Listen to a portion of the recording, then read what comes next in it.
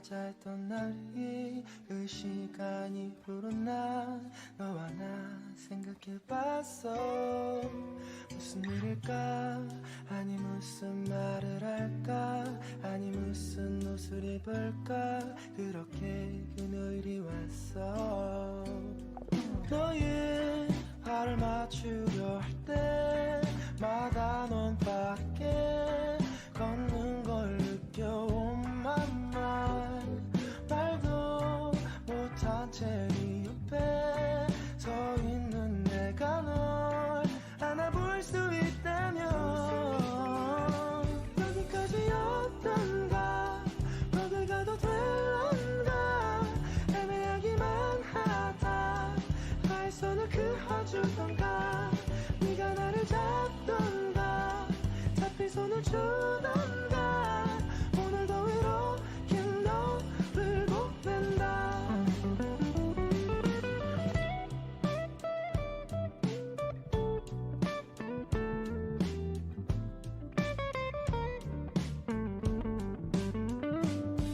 너의 발을 맞추려 할 때마다 넌 빠르게 걷는 걸 느껴. Oh my mind.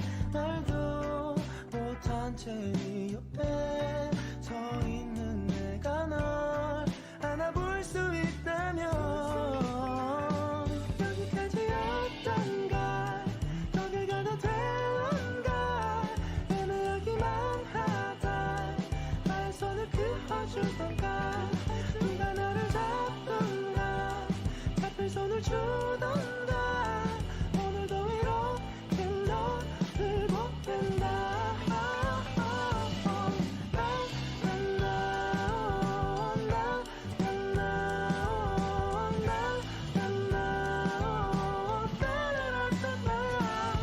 잡힌 손을 주던가 네가 더 당기던가 내가 널 좋아한다고.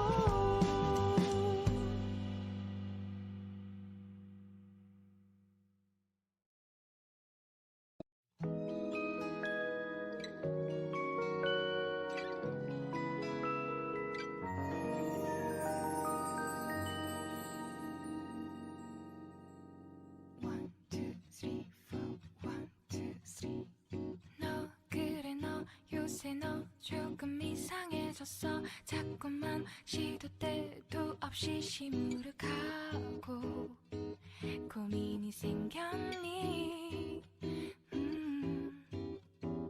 초등학교 영어 수업 시간에 배웠었던 현재 진행형 같아. 하루에 10번 내 맘이 움직여. 이상하고 아름다운 느낌이 좋아. 걱정되고 보고 싶은 이런 기분은 현재 진행형. 사실은 나도 뭐가 뭔지 잘 모르겠어. 어쩌다 우리 여기까지 알 수 없는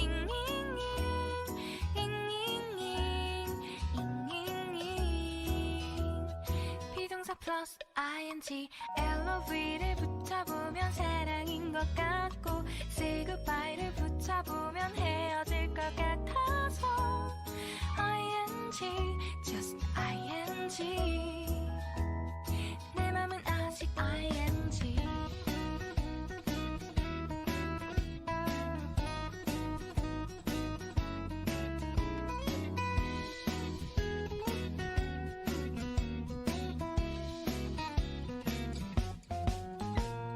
좋아한다고 보고 싶다고 그 말을 왜 못하니? 후회할까봐 아파할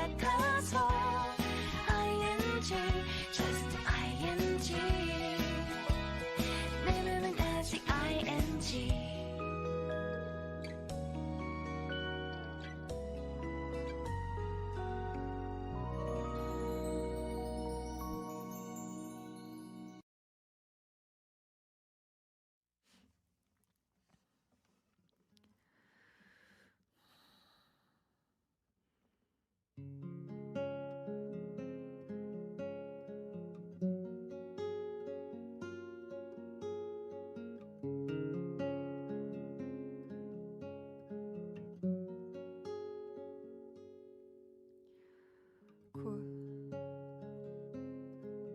새벽이 찾아와 밤의 명암은 더욱 깊어져만 가네. 내 바람은 그리 크지 않아. 단지 조용히 하루를 정리하고 싶을 뿐. 미지근한 샤워와 내 기타 소리와 너의 따뜻한 불빛에 조용히 잠들고 싶을 뿐이야.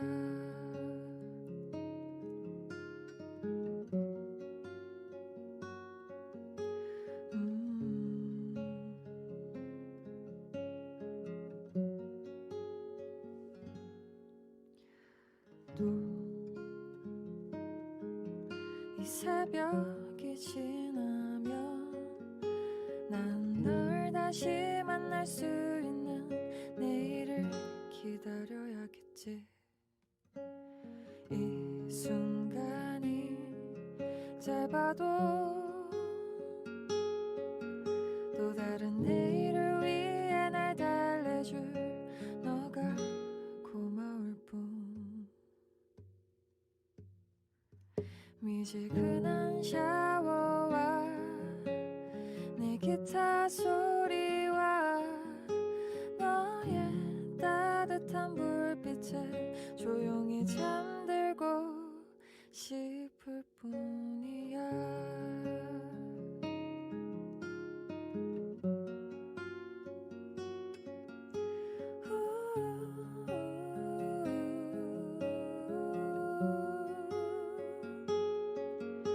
미지근한 샤워와 내 기타 소리와 너의 따뜻한 불빛에 조용히 잠들고 싶을 뿐이야.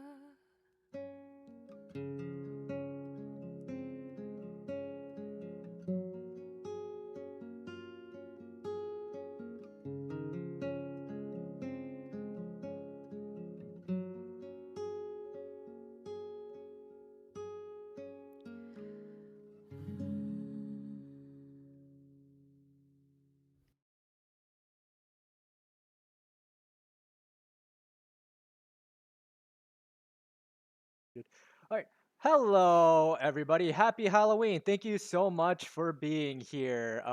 We've got a big stream planned. Well, I don't want to say big. I guess relatively big.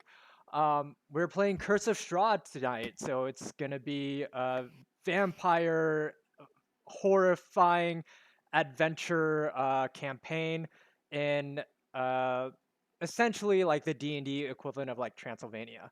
Oh yeah, and also like this is a little like PNG like Fugi that Tay created for me on such short notice. And thank you so much, Tay. And I do apologize for it being so last minute, like being like literally 3 hours before the stream, because I forgot that this was something that I wanted to get done. But perfect, like it just exceeded expectations. Um, and yes, and thank you so much for all the resubs. Really appreciate it. And huge thank you to our players today. If you want to go ahead and introduce yourselves, we can. I don't know who wants to go first. No. All right, I guess that's you, Kaya. I love that I got a choice. Hi, I'm Kaya, also known as Punk Buddy Mama. And yes, I am here and I'm barely awake because I'm in Australia while everybody else is in the US. So I'm ready. I'm ready to be horrified. Oh boy, 3 a.m.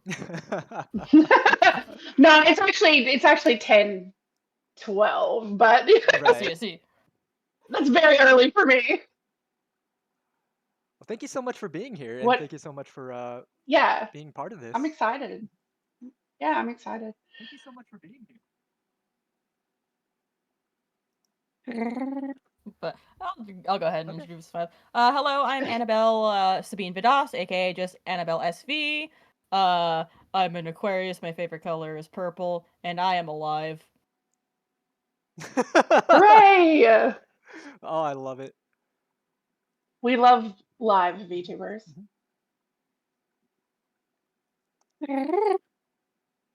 Hello, I'm Saywix.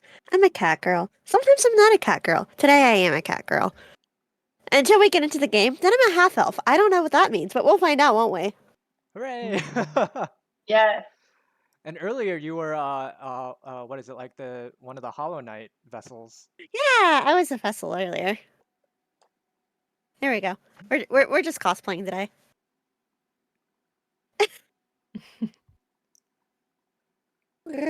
Oh yeah. Well, thank you so much, all three of you, for being here, and happy Halloween. I'm really excited to be running this adventure, because I have not run Curse of Strahd since like college, and it's pretty much it's like a revamp for 5e based off of an original campaign based off like Castle Ravenloft, and I don't want to give away too much, but it's pretty much like if they took like Dracula and then they made it into a Excuse me. campaign based off of like the themes that you see in Dracula, but also amp up like the horror and then kind of like the like silliness and goofiness based off of like how people role play through the campaign. Um, I don't hear any music. Do you all hear music? No. Oh, that's because it's not playing. There we go. I was gonna say I have it like on very low. Yeah, because and yeah, hopefully chat you can hear the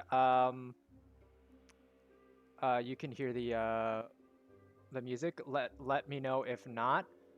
Um and yeah, because I have it pretty low because last time we played it was stupid loud. It there. was like blowing out our like eardrums. But yeah. Oh yeah, also if you also want to go ahead and introduce your character. Sorry, I completely forgot about that. We can go in the I'm same not order going if you're first. okay with that. Oh, you're not going Oh. first? Okay, let's go reverse order. Salix, if you want to introduce your character. My character is Willow. Don't ask me anything about her because I don't know much about her. Her. She's a rogue, half elf. Same one that we did for the Kiki one shot. I don't know what I'm doing, man. I don't know what to tell you. No, you're fine. And for anybody who watched the last D&D stream, if you recall, Salix has a what is it, like a necklace of fireball beads. So Salix, I think, has 3 left. So Do I have 3? I thought I had 4. it's either 3 or 4. I forget. I also have 3 baby mimics. Yeah, that's right. So You have 3 baby mimics, and you have 2 kind of like mercenaries who like have sworn their like loyalty to you, and they're both named Jorge. There's Jorge 1 and Jorge 2. And they're both paladins, and they pretty much are like a paladin version of Fabio. I think that's what we agreed on. I excuse don't me. recall. One of yes. them looks like Fabio, the other one looks like Henry Cavill. Oh hell yeah, yeah. There we go. Yeah. One's Fabio, one's Henry Cavill. Awesome. Annabelle, would you like to go ahead and introduce your character? Yes. My character is also returning from the Kiki one shot. This is Weaver of Stars, but she is a little bit different than last time. I am retconning her from being a human druid into a furbolg druid. So she's basically what a furball is they're kind of like a half giant, half fey creature, so they can take on a couple different forms. But for Weaver, she's more like kind of like a very large, like very cow-like features, brown hair, light grayish fur, like that elongated snout of like it's similar to a cow but not at the same time. But she's a Circle of the Stars druid, and she will be here to make sure the party lives, or maybe just lets them die. Only time will tell. I had to add that into your like little sign on the stream because I completely forgot to include that. I just had druid, so I had to add the Fairball onto that. Awesome. And Kaya, if you want to go ahead and introduce your character. Yes. My character's name is Phaedra. She is an Asmar sorcerer. So if Weaver of Stars drops the ball in me, hopefully I can pick up some slack. Um, Reluctantly, she's a very reluctant, um, powerful being. Um, doesn't really vibe with the whole I have to be a good person thing. It's complicated. She does want to be a good person, but she doesn't want anybody to know she wants to be a good person. So yeah, she's kind of a runaway from her home and her half angelic, half human parentage. She just wants to be by herself. I'll be right back. Oh, no problem. Yeah. And for those in chat, I do apologize if we don't see your chat because with the pace of the game, things can be like very, like fast paced, chaotic. But I'll try my best to keep an eye on the chat. And yeah. But yes, always remember to choose violence as your answer to all life's problems. That actually reminds me. Thank you so much, Kosa. I do have to preface this. Curse of Strahd is known for being a pretty difficult campaign. Um, so I don't advise trying to fight your way through everything. Uh, the way that Curse of Strahd is structured is that you get thrown into the world, the setting, and you pretty much go and explore. Like you'll figure out your objective as you go along the way, and it's got a little bit of an open world aspect to it. It's like, yes, if you want to travel to point C, you can't just teleport and skip point B. You have to travel through point B to get to point C, and because of that, there are places that are recommended for like higher levels. So if you do manage to get to that, or if you decide you want to explore that area before you're supposed to, which I don't think we'll be getting to this session, but once we get past this first part, it pretty much opens up to you. And when that happens, it's completely okay to run away. Do not.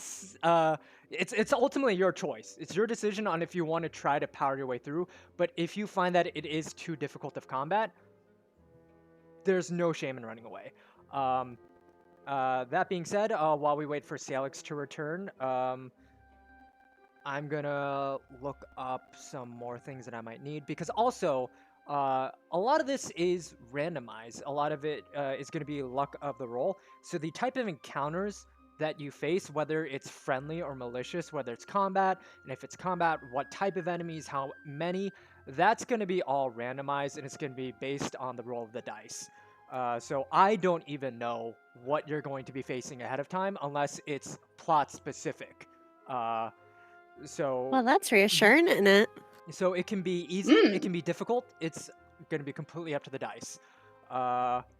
And the way that it's structured is that I can always throw more at you. If it tells Oh me to boy. throw more at you, then I'm going to throw more at you. So yeah, so that being said, we can just jump right into it. And another thing to say is that there might be kind of like a bit of delay where like I have to flip through the book because this thing is like an encyclopedia and I have to constantly flip back and forth because like, oh, like if you're going to this spot, I have to flip to this page and then look up all the buildings, all the NPCs who are in this area. But we'll see how it goes. All right. So everybody ready? Yep. Awesome. So Yep. let's just dive right into it.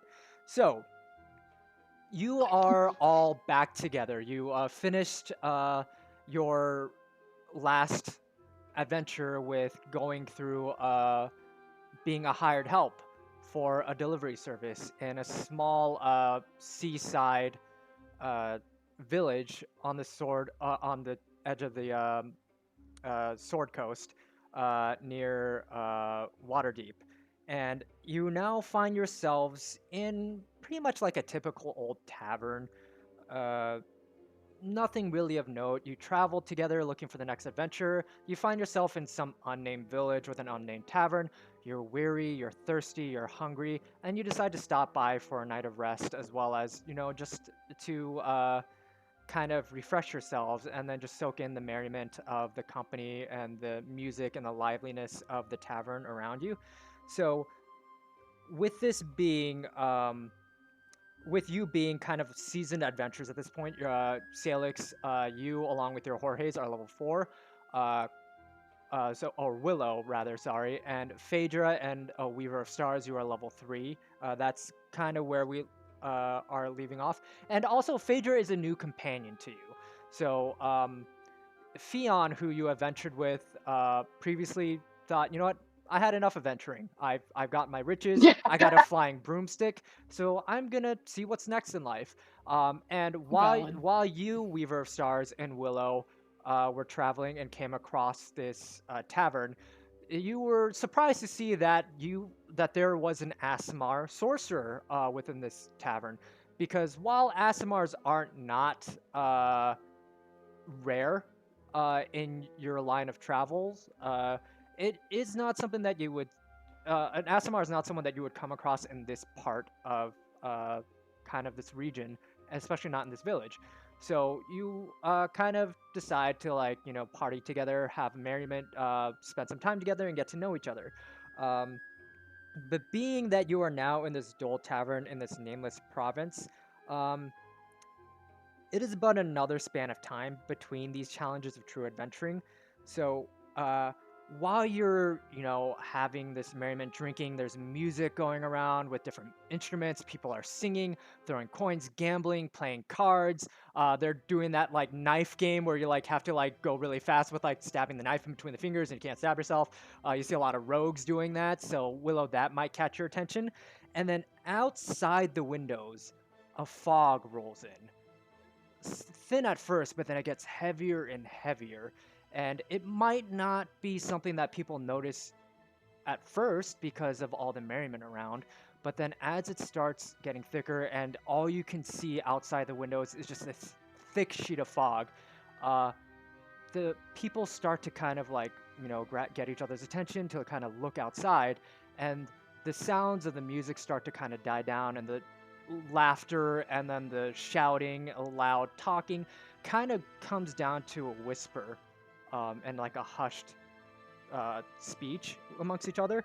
And as the fog rolls in, um, you can see that in between the fogs, you kind of see like the dancing of the street lanterns across the slick stones in front of you, but further off, you can't really see anything. And the fog that's outside seems like it might just come in at any point, and it just chills you to the bone and shivers the soul of anyone who would be outside. Um, so while that's happening, the food is still hearty, the drinks are still warm and frothy, and the fire's blazing in the hearth, and you still feel warm despite the cold outside. Um, Suddenly, the tavern door swings open with a loud thud, and now the entire tavern is completely silent. Framed by the lamplit fog behind, as it comes seeping in as the door swings open, a form just strides through the doorway, uh, almost as if like a specter, but you can hear the heavy thudding of the booted footfalls and the jingles of the coins hanging in the purse by their belt, and that shatters the silence that befell as the door swung open. You see that this individual is wearing brightly colored clothing, and it's draped in loose folds all about him, and it hangs askew, as well as his hat, hiding his hat just covering his face, hiding his eyes in the shadows. Without any hesitation, he walks straight up to your table and stands proudly in a wide stance with folded arms. And he says, "I have been sent to you to deliver this message. If you be creatures of honor, you will come to my master's aid at first light. It is not advisable to travel to Svalek woods at night." And he pulls out from his tunic a sealed letter and he slams it down on the table. You see that it's addressed to all of you, and on it is a little wax seal of kind of like a script of the letter Z, and behind that is an emblem of a bat. As he looks down at you and just waits for you to finish reading through the letter. And as you open the letter, it says, "Hail to thee of might and valor. I, a lowly servant of Barovia, send honor to thee. We plead for thy so desperately needed assistance. The love of my life, Irina Kolyana, has been afflicted by an evil so deadly that even the good people of our village cannot protect her. She languishes from her wound, and I would have her saved from this menace. There is much wealth in this community. I offer all that might be had to thee and thy fellows, if thou shalt but answer my desperate plea. Come quickly, for her time is at hand, and that all that I have shall be thine." Signed by Kolyan Indirovich. And as you read through this letter, the figure that stands before you just kind of waits impatiently as he kind of expects your answer. Huh. Well, this is a foreboding letter. Okay. What do you guys think about it? You could always say no. I mean, No, I the mean, end. and like, I don't know this person. Why should I get involved? I And mean, how do they know me? there's That's the part that's really funny to me because like I don't know anyone. So Well, I how do they know mean- me? go on. I was just gonna. What did you say the name at the end of the letter was? So the letter was written by Kolyan Indirovich. And what was the seal? Like the wax seal? So the wax seal, the wax seal, was of a script, like kind of like a fancy like script of like the letter Z, and then behind it is an emblem of a bat. So it's a It doesn't crest. sound- It's kind of like a crest on the wax seal. Yeah, that's why it's like that sounds like it would be a crust, but that's why it's like if it's a script of a Z, but the letter sender doesn't have a name that has the C in it, which is That is very peculiar. But I mean, Hmm. we are strapped for cash, and you know, I mean, the worst thing that can happen. Well, Is we die, you know. true. No, the worst thing that can happen is that it's not real. Mm. Hmm. Did we each get a letter, or was this just one collective letter? Just one, I think. It's just one letter. And he, since so Phaedra, since you are skeptical of how how this person knows you, he just pipes up and he says, "The stories of your magnificence go far and wide. We are of a humble village, and we seek the help of very strong, mighty adventurers. And being that you are such famed warriors throughout the land, I have been tasked with seeking you out because this is for. We believe that this is of significance that only you can match in terms of your ability to succeed." Mm. I mean, I'm here Flattery. I'm here for it. I just don't trust the fact that the Mhm. letter sender and the if it's a crest, it would be a family name, right? Mm-hmm. Mm. And the names aren't mine. Can I just pocket the seal? Like, can I keep that? Can I keep the wax bit? Yeah, if you want to keep Oh, the wax seal, you can definitely do that. Yeah, can I just pocket that? Yeah. Okay. I mean, if you guys want to do it, I'll go along with it. Once we get there, like we can probably seek an audience with them to find out more. Yeah, I feel like finding out more would be a good option, but I don't think we should like commit to anything straight away. Of course. We need to find more than Awesome. Yes. the best way is I personally think the best way is just to ask directly. So is this we're leaving right this moment I situation, don't think or that's a wise idea, considering it is almost nighttime. Oh, it's like it's Yeah. fully nighttime at this point. Like it is like the middle of the night. A part of me says like I will agree that this is a very ominous. The man's just like standing right there during this entire conversation. Yeah, no, yeah, he's just like standing there with like folded arms, just doing like a power stance. Like his like legs are just kind of like he's doing that thing where it's like you stand, but like your legs are just like really like spread apart. So it's like he's kind of like eye level with like he's like yeah, because he's like kind of like doing like the not like a fully split, but like almost. He's just kind of like eye level with the table as he's just kind of like looking at all of you. Well, he can keep looking at me. I don't trust a man who comes in with a family seal that doesn't match. Like, and does not that only means it's that, either like stolen or. Is there like, given our adventuring experience, I don't think any of us have failed to notice the shift in atmosphere outside. Like, oh, I've definitely noticed. yeah, like I honestly feel like my angelic guide would have also had something to say about that, given they like to be too much up in my business all the time. Do you want to try to like commune with them, I guess? But that I imagine that would like take time, if you were wanting to do that. So if you wanted to like, and I don't want to, yeah, like I don't.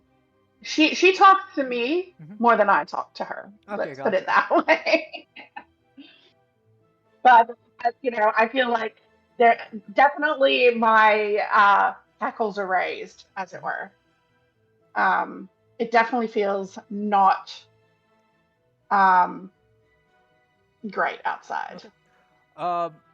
So given that your history is that you have like your guardian angel speaks to you even at times that you don't want to. It's kind of like that constant voice over your shoulder. Yeah. You do hear her. Sorry, is your patron?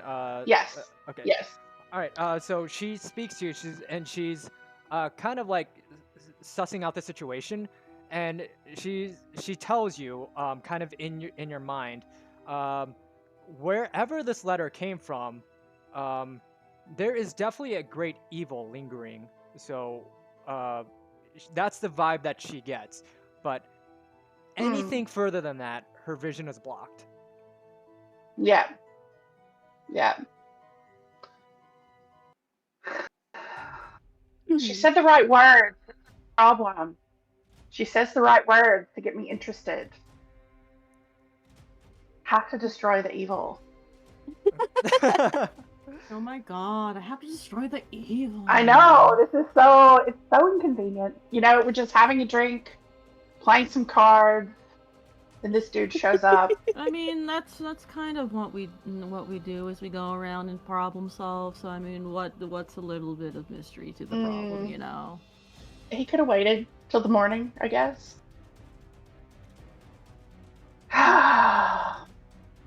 The fun life of adventurers. But I looked at the man. Speaking for the group, we'll accept it. All right. He slams his hand down on the table and says, "Excellent!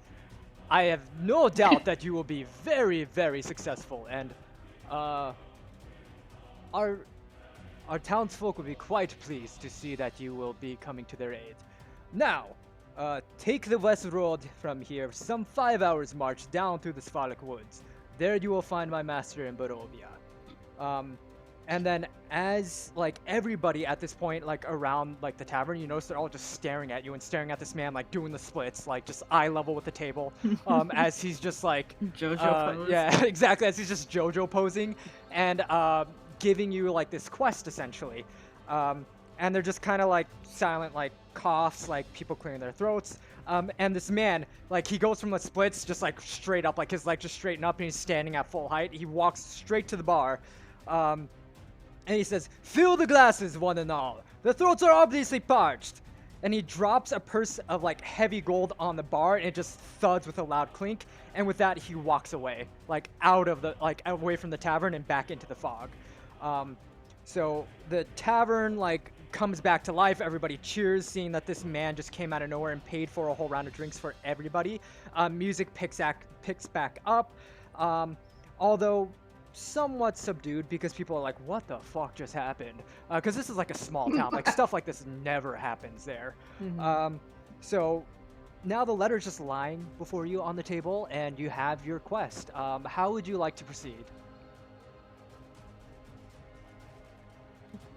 Well, Well, he I'm- did tell us that, it's not recommended to travel at night. Yeah, I was about to say, should we just sleep on it and then... Um, You said 5-hour march. Is there any way to get transportation in the morning? You can try. Yeah. But he didn't say that it's dangerous to travel at night. He just says that. Oh wait, no, he did. He says that it's not advisable to travel through the Sphalic woods at night. But you do not know what the Sphalic woods are. Well, I mean, is that a risk we really want to take? It's nighttime. We're tired. We've been drinking. Like... I feel like Maybe getting a we good should, night's rest would be the best. I feel like maybe we should ask around, see if anybody knew that guy, knows what the Or Sphalic Woods know are. what Barovia is? Or Yeah, I mean, also big chunk of gold from a humble village. oh yeah, of course. Like Everything about this is sus. there's definitely something happening. Yeah, I think we should find out about the Sphalic Woods since we don't know what's happening there. Yeah, so See if I'll the barkeep or people around. I'll go up to the barkeep and ask them if they've heard of the Sphalic Woods or Barovia, or anything about the vicinity. Okay. So yeah. Idris wants us to kill everyone in the town. kill everyone in the town. I cast There's always Fireball that. at That this sounds level. All like... people. He comes running back. I He's like, "Hold up, cast not without Power me." Kill. But yeah, so you want to kind of ask around to see if anybody knows anything about Barovia and the Sphalic Woods? Yeah.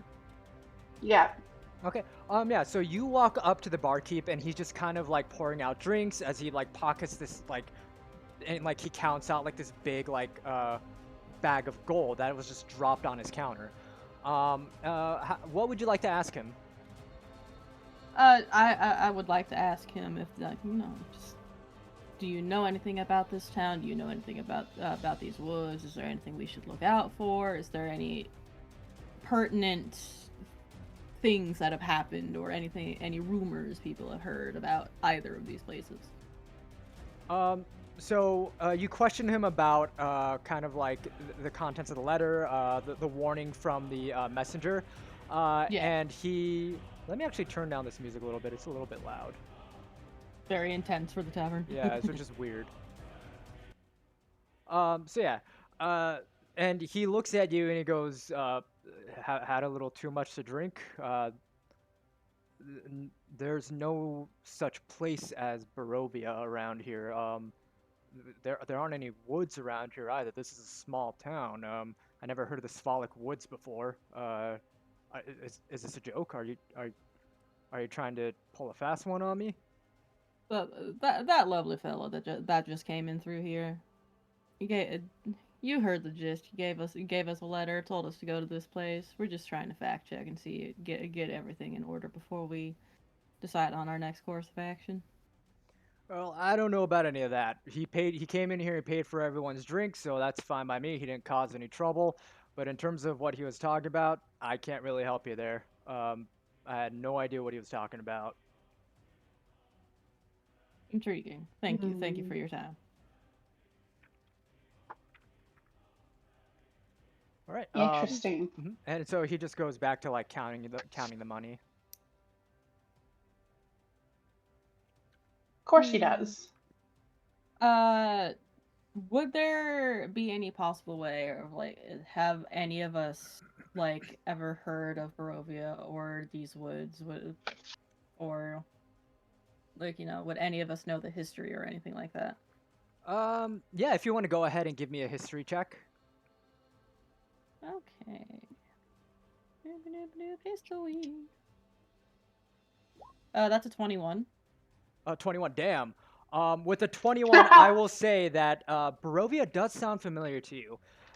You recall there being that Barovia was kind of like an old empire, that it was an old region, and it was known for having a ruler that was really good at like conquering other civilizations and uh, pretty much just waging war. Like that was his whole thing. You do recall that there was some story about love or tragedy revolving around it, but you don't really remember. But um, Barovia doesn't currently exist in the world today. Feel Nobody's like ever heard of it. That's what I was thinking. So when you hear the like yeah. when you think of the name Barovia, like, huh, like that does ring a bell, but like I don't really recall what. But there's no place known as Barovia like currently. I Hmm. feel like Excuse me. I feel like I would know that Mhm. Barovia should not exist on this plane of existence, right? Like Right. at least it doesn't in my knowledge exist there. Yeah, as far as you Um, know, famous for Barovian cream filled donuts. It's kind of funny that what? Kadris says that. Kadris, are you familiar with Hmm. this campaign? If you are, don't say anything. But yeah. No, no, if you are, spoil it, but make it as unbelievable as possible. Word it in the worst way possible.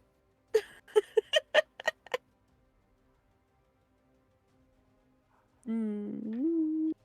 But yeah, so I, that's I'm all you can really gather. It's pretty much an Yeah, empire that's lost to the ages, as far as you know. yeah. I am I am very intrigued. There's something about this that intrigues me, and I do kind of want to see what's going on. I mean, if it ends up just being a goose chase, it's just a goose chase. Yeah. Mm. Mhm. Like he's given you directions on where to go. He says to follow the west road about 5 hours.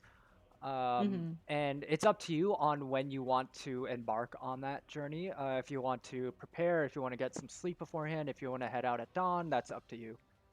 I would prefer to do it at dawn, personally. Yeah.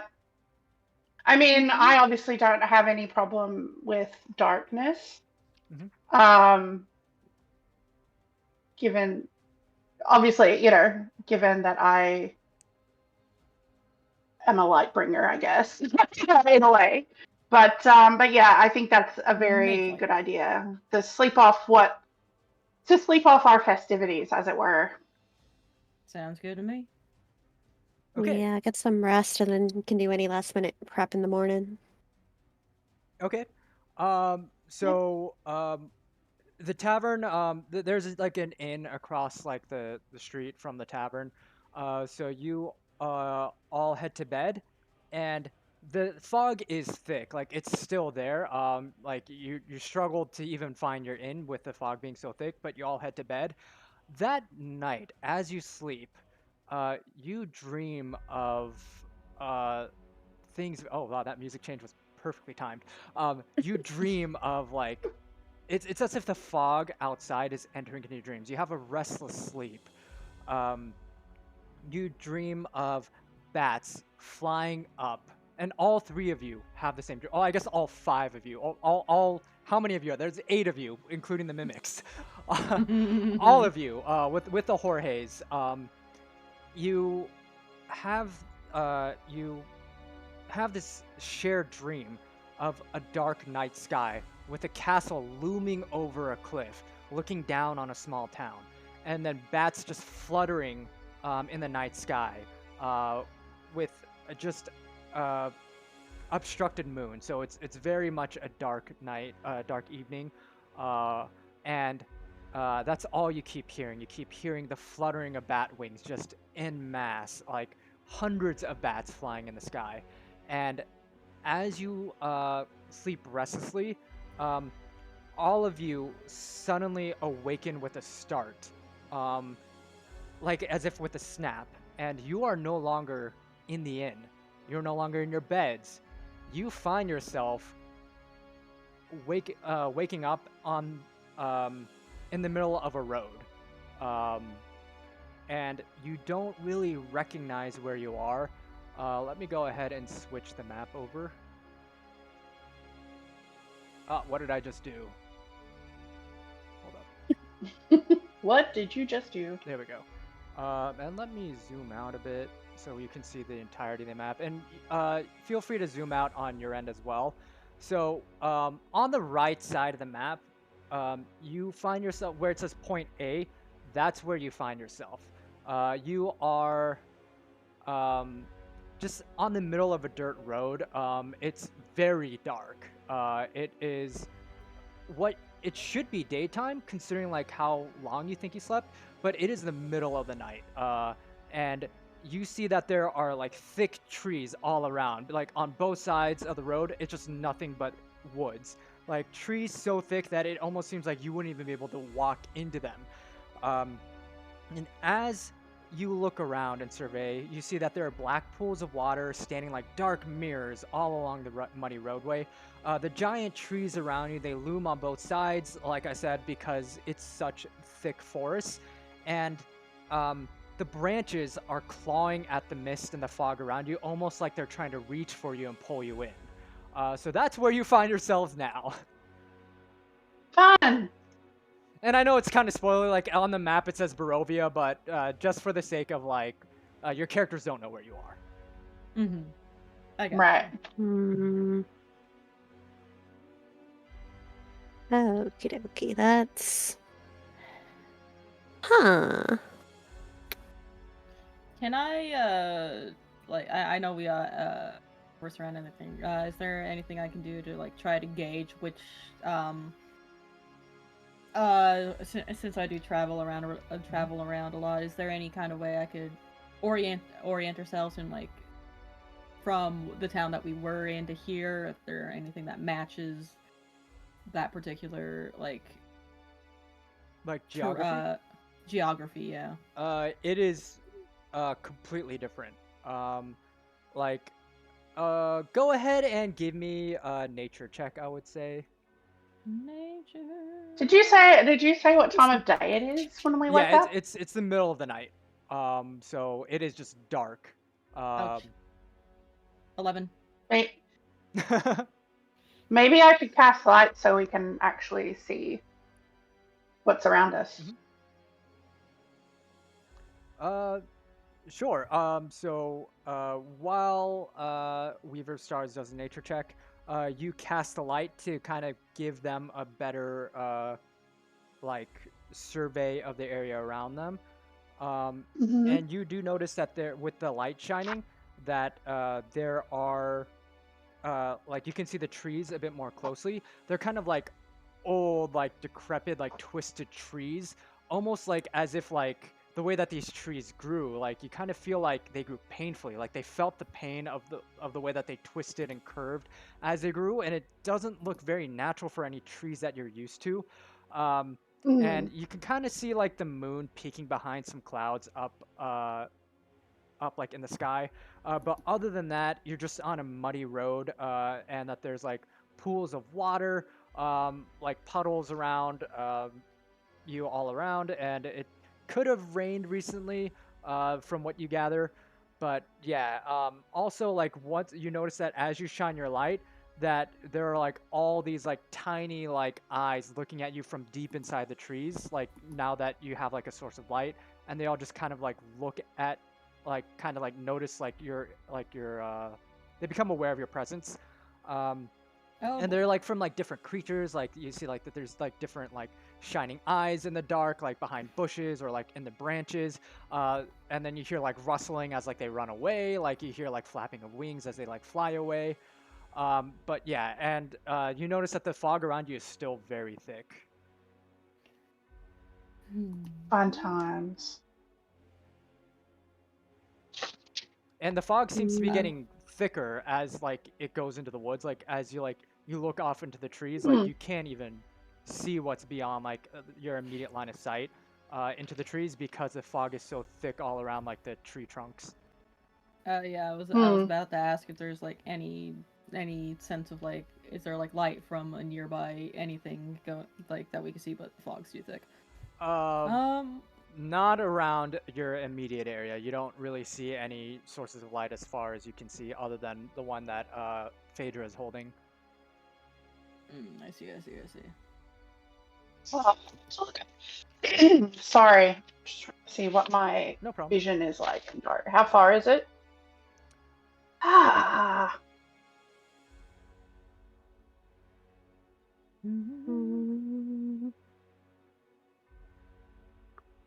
Like, is there? Mine like 30 feet. I have dark vision. I don't think that would help. 60 feet. Normally I can see him dim light with 60 feet. Yeah. normally you'd be So able if it- to, but the fog is so thick But that the fog is it blocking. just blocking it. obstructs your ability to see any further out than what's immediately in front of you. Yeah.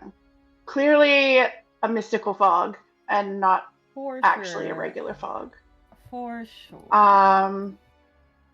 Yeah. I'm immediately wondering what we've gotten ourselves into. Are we awake or are we still dreaming? Who knows? Who knows at this point? I'm hesitant to do this early but I'm curious to see if it would work. I would like to let's see. I would like to cast Warding Wind at 2nd level. Nice. And what Warding Wind does is a strong wind blows around you in a 10-foot radius and moves with you, remaining centered on you. The wind lasts for the spell's duration. The wind has fallen. One of the effects of this is that it can put out fog, vapor, gas in that radius. Okay. I'm glad I chose Warding Bond as mine. And you chose Warding Wind. Awesome. So are both of you gonna do it, or is only one of you gonna do it? Just me. No, just Alright. no. Okay. So sorry, you said you didn't have to roll for that. It just like it just happens. Okay, it just happens. Yeah. Okay, so as you do that, you kind of like you see like the water from the puddles just kind of like blowing up in the wind, leaves and twigs from the branches blowing up as well as the fog dissipates and then immediately rolls back in, almost supernaturally. It's almost like it's pushing back at the wind Pushing back. that you're letting out. Yeah, that's what I thought. Great. Love it. But in that temporary non-fogginess, Reprieve. can I reprieve? Can I gauge the direction of where we probably need to be going? Yeah, Let's I mean, it's a road. We could go Right. different Either directions. way, yeah. I will say that actually this is a good time for me to do a roll here. Let's see.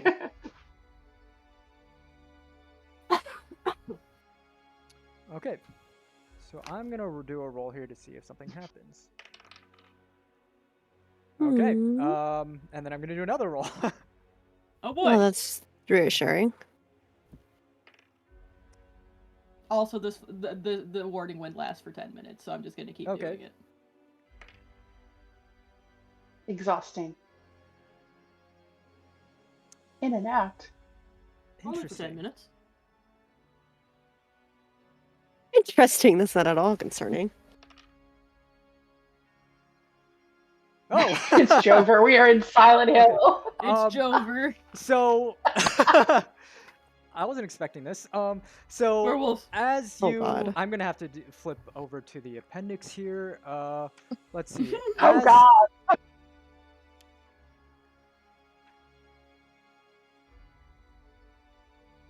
As you so as you have like the was it the winds blowing around you consistently as you travel, you're kind of trying to gauge the surroundings, especially with Phaedra having a light source like this, kind of like this celestial light source emanating from them. You hear like shuffling coming from all around you, and it's getting closer and closer as you see these undead, decrepit, like uh, like six like undead, like decrepit, like they're falling off, like their skins, like parts of them are falling off, their skins rotting, and they're dressed in some sort of royal armor. They come closer to you. Um, let's see, and they just kind of study you to see what you will do or say. Interesting. I warily.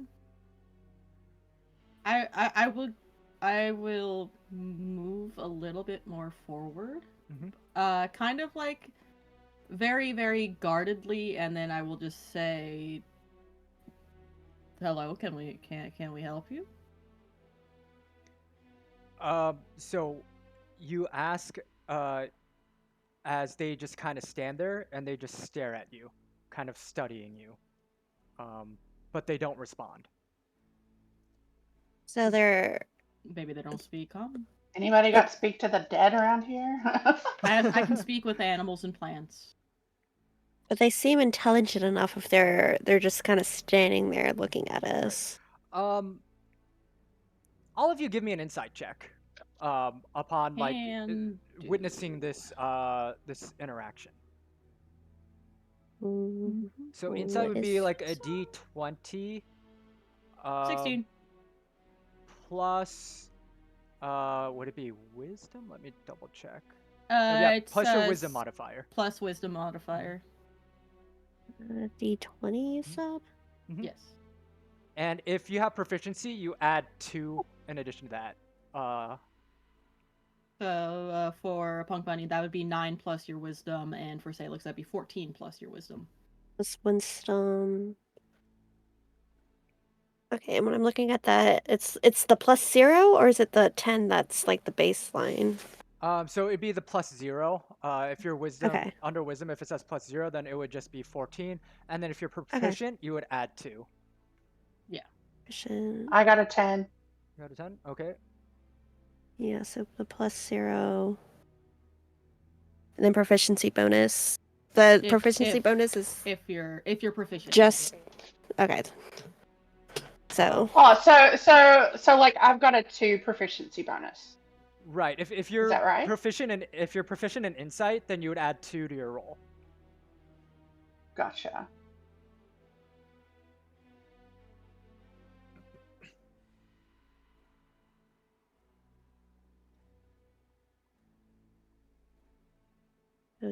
just the 14 then?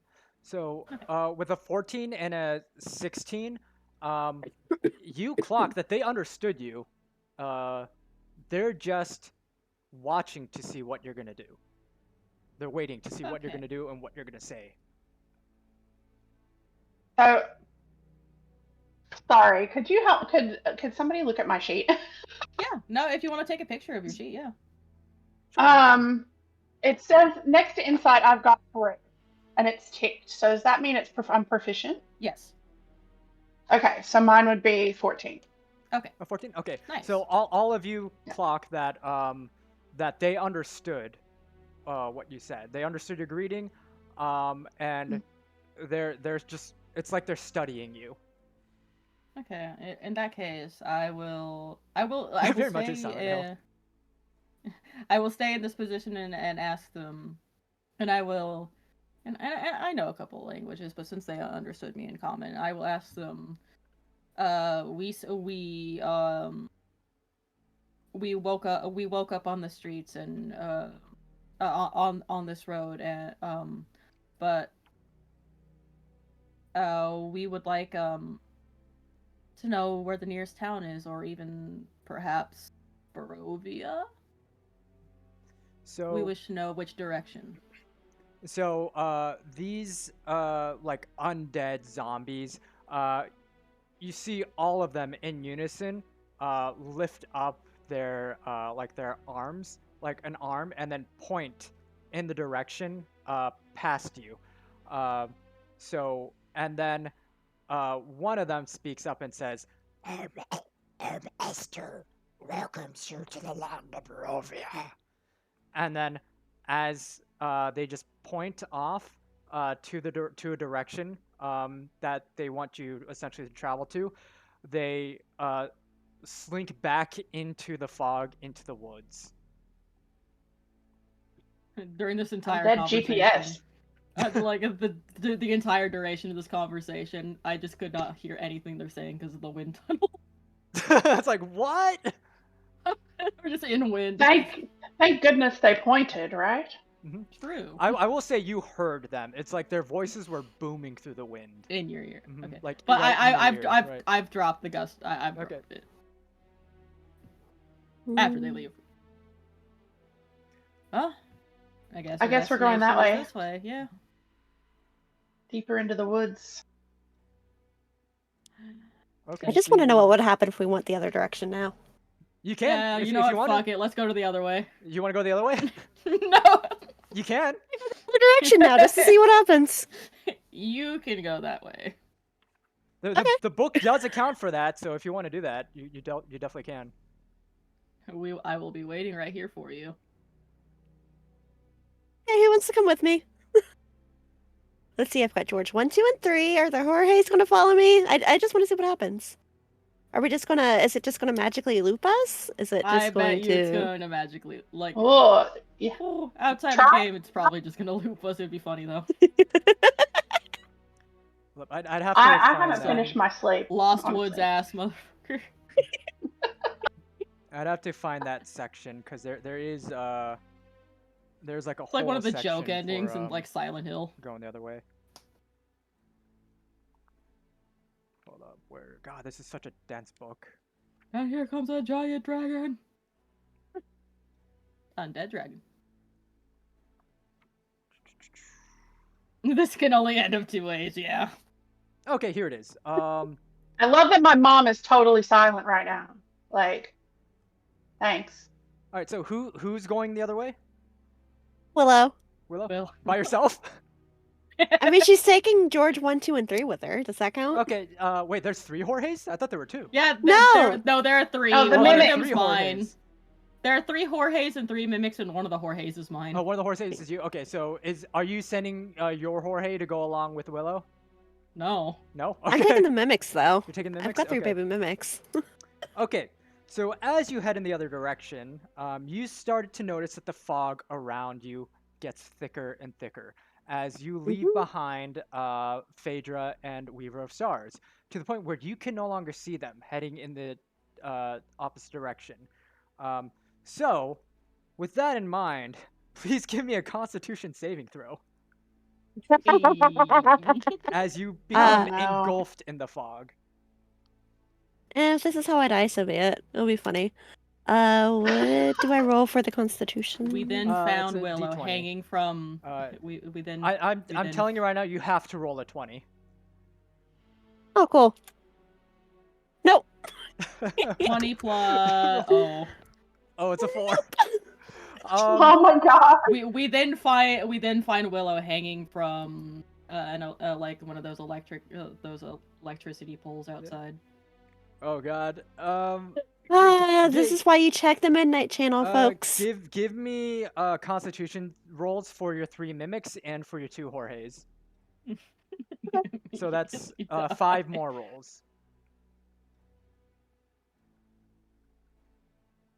You can just Okay. do roll like 5d20.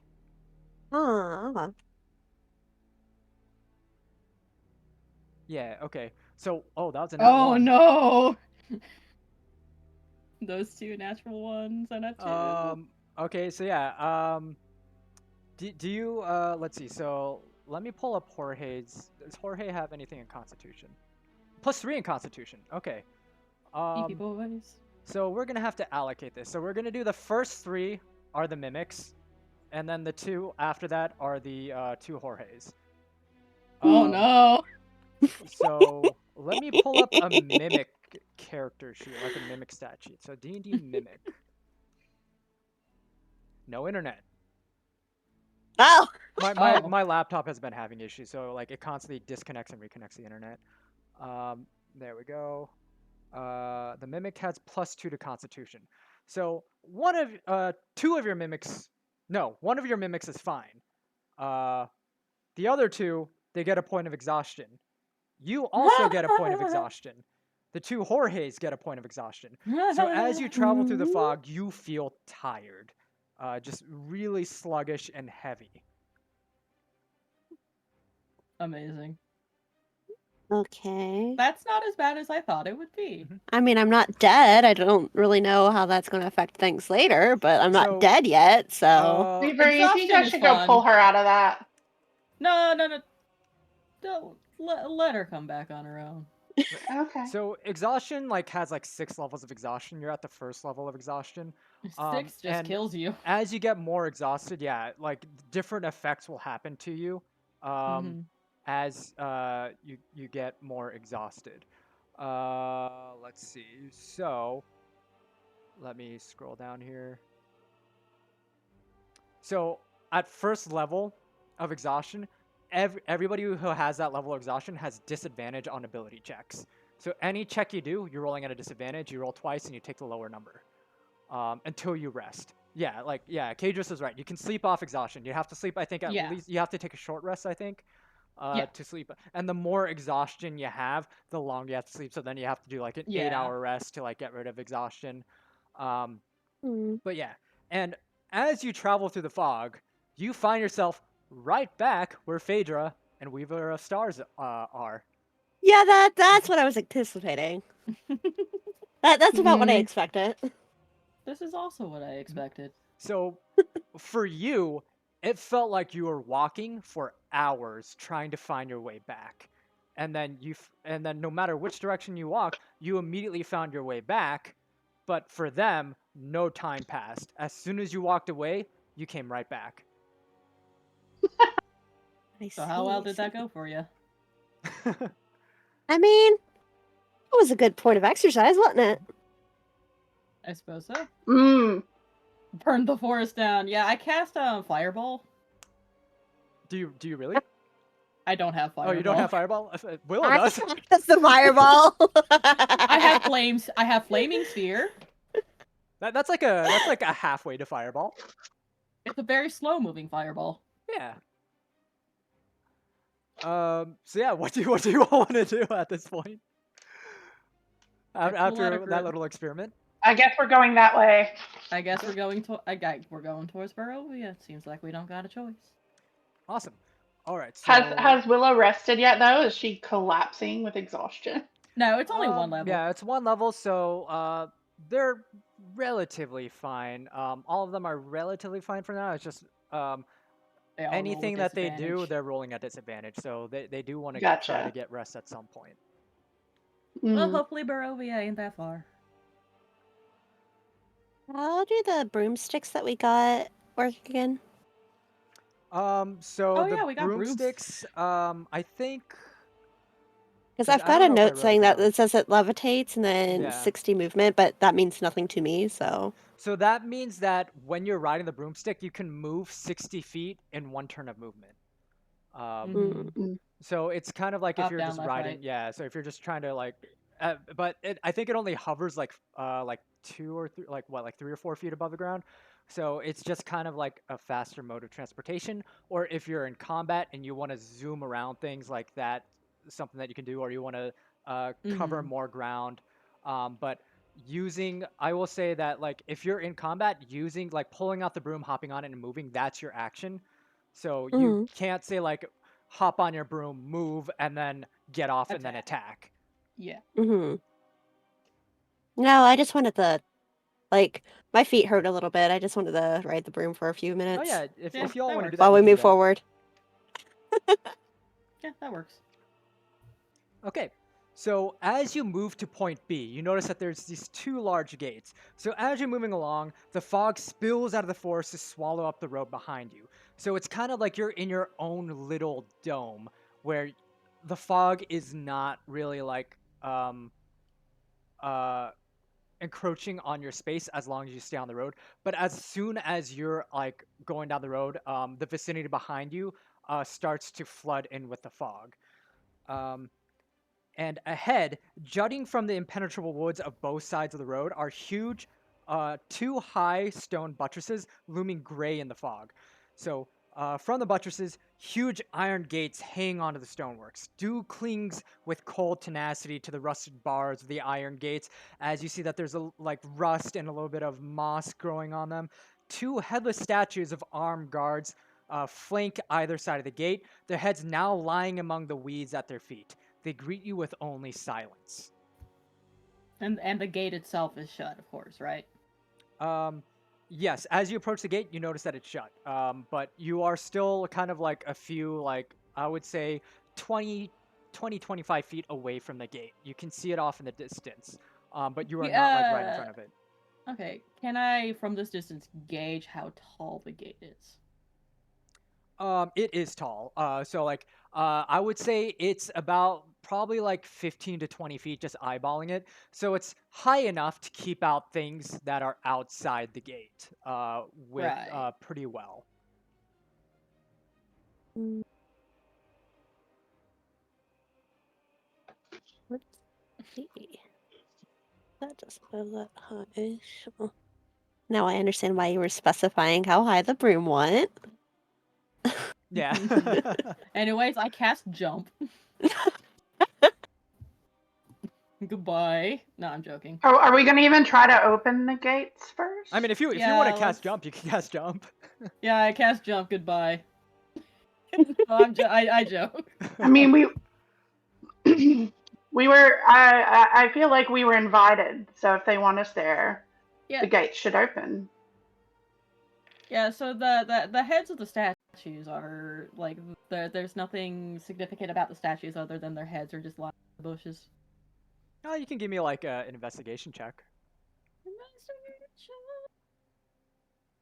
Where do we? There you are. 23. 23. Yeah. So with the 23. Oh, that's a natural 20. What? Oh, What that's is a nat That's a 20? natural Oh, 20. nice. So with the nat 20, you notice that these guards, that these statues of these guards, they're wearing the same armor that the zombies wore that you saw earlier. So like kind of like the way that the statues like are carved, like they're carved with the same armor. And I will tell you right now that on like the breast of the armor, there's like a little kind of like crest of a shield with a Z with a bat behind it. Okay. Mm. But yeah, Looks other than like we that, like made it. there's nothing weird about the heads or anything like that. It's just regular stone statues. Okay. Well, I reckon we're here. Oh yeah, I reckon we're here too. There's like no mechanisms for to like unlock the gates or anything like that. So are you all walking up to the gates? Yes. Okay. Yeah. So as you walk up to the gates, as if like just like the gates sense your presence, they start to swing open as you approach closer and closer, screeching and uh like um like as like iron like rusted metal gates do. They kind of like screech open as like the hinges like kind of work hard against the rust to open, um and you're able to just pass through. So as you pass through, the gates close behind you, and you notice that there's nobody at the gates operating the mechanisms of them. They just open on their own, and they close. Um, let's see. Okay, yeah. Yeah, they open before you, and then they just close behind you. I see. Convenient. Guess they're expecting us. Mm-hmm. And I guess we'll just continue our mosey on way. Okay. So, all right. So you travel further, and you get to point C. So, towering trees whose tops are lost in heavy gray mist block out all but a death gray light. Their tree trunks are unnaturally close to one another, and the woods have the silence of a forgotten grave, yet exude the feeling of an unvoiced scream. Pause question. Mhm. Do we just go through the village and pass by it? No, you are. No. You just so the village is like deeper in. You just pass the outer gates that lead to the road At that lead to B. the road that allow you to get to the village. So, We're at because you C. said D, we arrive at point D. C. So is it Oh no, C? point C. My bad. Yeah, you arrive at Okay. point C. Okay. I was just like, wait. Okay. Everybody, tell me your passive wisdom. 15. 15. Okay. I think mine is- It's either called passive wisdom or passive perception. Right. Mhm. It should be under your it should be right under like your skills. 12. 12, 15, 12, Feels passive. Okay, 10. 15, 12, 10. Okay. Weaver of Stars. As you all walk closer to this point, you alone catch the scent of death in the air. You'll see that like there's a little bit of a twitch in my mouth, just a and a little bit of like I will grip like my quarters, like I will draw my quarterstaff in anticipation. Or not my quarterstaff, but my focus, my apparatus. Okay. So, as you kind of ready your weapon and you just kind of anticipate for something to happen, nothing happens, but the scent is still there. Yeah. And I will tell you that you, with a passive wisdom of 15, you notice that that stench is is coming from like a little bit a ways from the trees, a little bit off the road. Not like deep into the forest, but like you notice that it is getting stronger in the direction of like the tree line. I see. Shall we investigate? I will pause for a moment and tell the rest of the party that be wary. There's something in these woods. Something in them there woods. There's something in them there woods on you.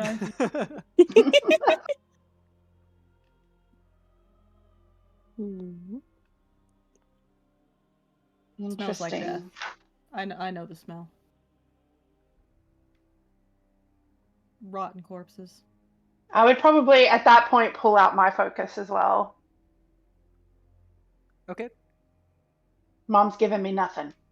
I pull Nothing. out the bonk stick. I see dumb people. Mine is an amulet, so. Phaedra, go ahead and give me an Arcana check. Uh oh. What dice is that? Sorry. So that'd be a D20. 20. Plus your intelligence? Yeah, it'll be excuse me. Yeah, it'll be your intelligence modifier, and then if you're proficient in Arcana, it'll be plus your proficiency. Oh, hi Tay, welcome, and thank you again so much for the pumpkin August. Natural one. And that one. Yep. Oh, yeah, she's ignoring you. Yeah. She's mad at you. You don't know why.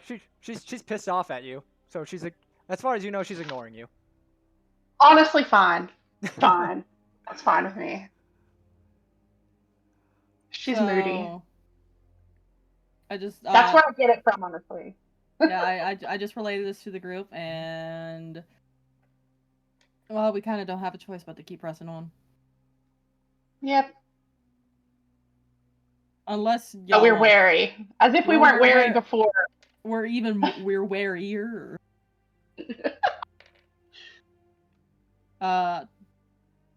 Unless y'all want to go, I don't reckon it would be a good idea to try to follow that scent in the trees. No. I'm happy to keep moving. If we're all in agreement, Willow. Yeah, I'm following you all's lead right now. Jorge. So, as you kind of Ugh. like talk amongst like moving forward, you see that the fog dissipates like towards the woods as well. So that way you do have two options of where to travel. If you want to keep going down the road, you can as well. But a pathway into the woods where that stench is getting stronger, the fog like just kind of like pulls back from it, almost like it's inviting you in. That's a no from me. We were called here or invited here, rather, written to be here, yanked from our comfortable beds. I say we find this village. That is my vote. All right. Seems that's the course of action. We continue forward, Okay, skipping every encounter like we did last time. sounds good. All right. So, that being said, I'm gonna do another roll because it has been quite some time since your last encounter. Okay. Let's see here.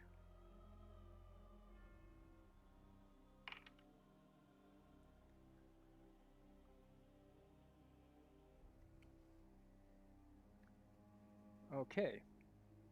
I gotta look up what that is. Oh God.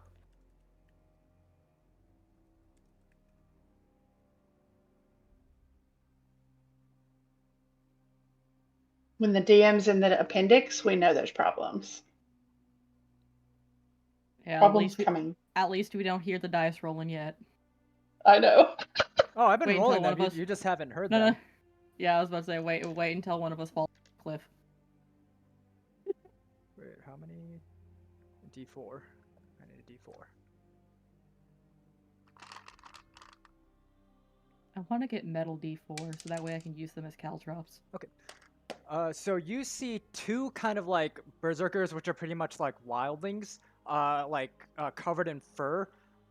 They're kind of like surveying the area. They haven't spotted you, but you can hear them, and they are close by. Ooh. I'll turn to the group and it just like we all see them, and I'll turn to the group and say,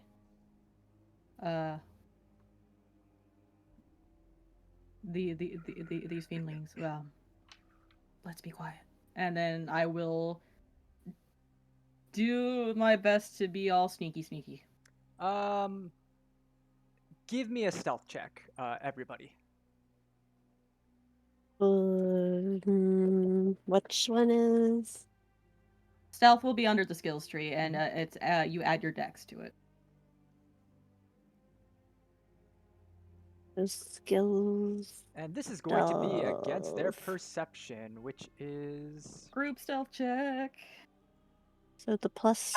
I have four? proficiency, so Yeah, so Okay. go ahead and Awesome. roll a d20 and then add wisdom. your stealth. Yeah. Luckily for y'all, they don't have a lot of wisdom. We also don't have a lot of sneak. Oh. Yeah. I feel like I should get my actual dice out and not use Yeah, if you want to, yeah. Okay. Yeah, And, like- stealth is plus Alright. 4, so that would be. So A 10. A 10? Okay. So one Yeah. of them rolled an 11. One of them rolled a nat 1. So one of them hears you, like as you walk around, you snap a twig underneath your feet, and he looks over in your direction. The other one is just way too distracted because he smells shit in the air. He's like, oh, like it smells like shit. Like, what is that? It's like, I just smell straight up doo doo. So he's just kind of like distracted, but the other one is kind of now walking in towards your location. Mm, We've been spotted. I mean, not hostile yet, so that's good. Yeah, I mean, he hasn't spotted us though, or he Right. knows there's something in the direction, but he there's- hasn't seen us yet. He knows there's something there, but hasn't like clocked you yet. Essentially, like hasn't Right. like determined what that is. Okay. I mean, I'm privy to just keep going. Yep. I mean, if he doesn't know quite where we are yet, We then can just try to move away from where we made the noise. Can we dash quickly and stealthily? No. Yeah, Naruto because run. like at this point, like it's headed in your, or he's headed in your direction. So whichever like way you start going, he's going to follow you and catch He's up to going. you. Right. Yeah. Okay. So- Well, let's just keep going. Yeah, let's just keep going. It might not be as sneakily this time, but I mean, if they're not going to be hostile, like I will keep my weapon. Oh, my weapon. Just Yeah. We are at the ready, but moving forward. but moving forward, and I'm just like I am going to be at the back of the party, just like keeping an eye. It's really hard to miss me. I'm 8 feet tall. That's Yeah. fair. I'm kind of tiny, so yeah. I'm not tiny. I'm medium, but still. yeah, there would really be a way to. I honestly Distract- feel like the Jorges would be kind of be flanking us at this point anyway. So Yeah. with Weaver of Stars at the back. Mm-hmm.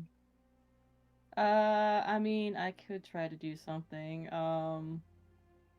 I've got fireballs at my disposal. Can if you I? want to throw a fireball, you could throw a No, fireball. Can I? Before you fireball, I'm going to cast Druidcraft. Mm-hmm. 30 feet in the opposite direction of us. Mhm. And I'm going to make the sound of the cracking tree branches and like the skittering of what the noise of like a raccoon would be. Let's see. And do you have to roll for the Druidcraft at all? No, it just happens. Okay. Unless you want me to roll. Give me a. I'll call this deception. Give me a deception check. Deception. Or I guess performance. Let's go with performance because performance. Okay. Yeah, let's go with that. Performance. Dirty 20. Dirty 20. All right. Yeah. So the berserker that's just kind of like closing on your location. About like 30 feet away. You conjure up the sound of twigs like breaking and like raccoons chittering as they run across. As he kind of whips his head around in that direction and shouts, "Oh, dinner!" and then starts running towards that direction. So you have successfully kind of warded them away. I'm Awesome. hellbent on this being a pacifist run. We'll see. So, as that encounter comes to a close, they're just kind of like going off in a different direction as you. You find yourselves at Point D. You see a river flows as clear as a blue winter sky through the valley, and you notice that there's nothing in the water. Like there's no fish. The water is flowing, but you don't see anything underneath the surface of the water, despite it being like a pretty wide river. And so you notice that off to the distance from the road. And you notice, like at this point, it's like a very open area. So there's like no trees obstructing your view, but you notice it's just like a large river off to the distance. And along the river, you notice that you see like kind of like off in the distance that you see like a fire, and you hear like music off in the distance, and then by like the banks of the river, you see like wagons like off in the distance, but you're not really sure like what type of wagons. Like they're kind of like caravans, but you do hear like music and singing and laughter like coming far off from the distance.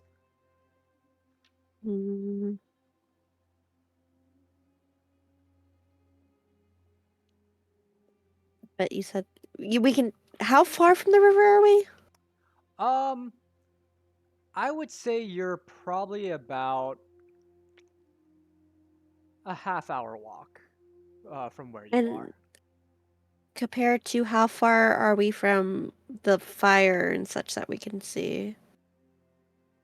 Oh, from the encampment, you're about a half hour walk because it's like pretty open, just plains, but it is pretty far off in the distance. So Okay, you so are we next to the river otherwise then? no, you're still on the road. I believe you decide to stay on the road.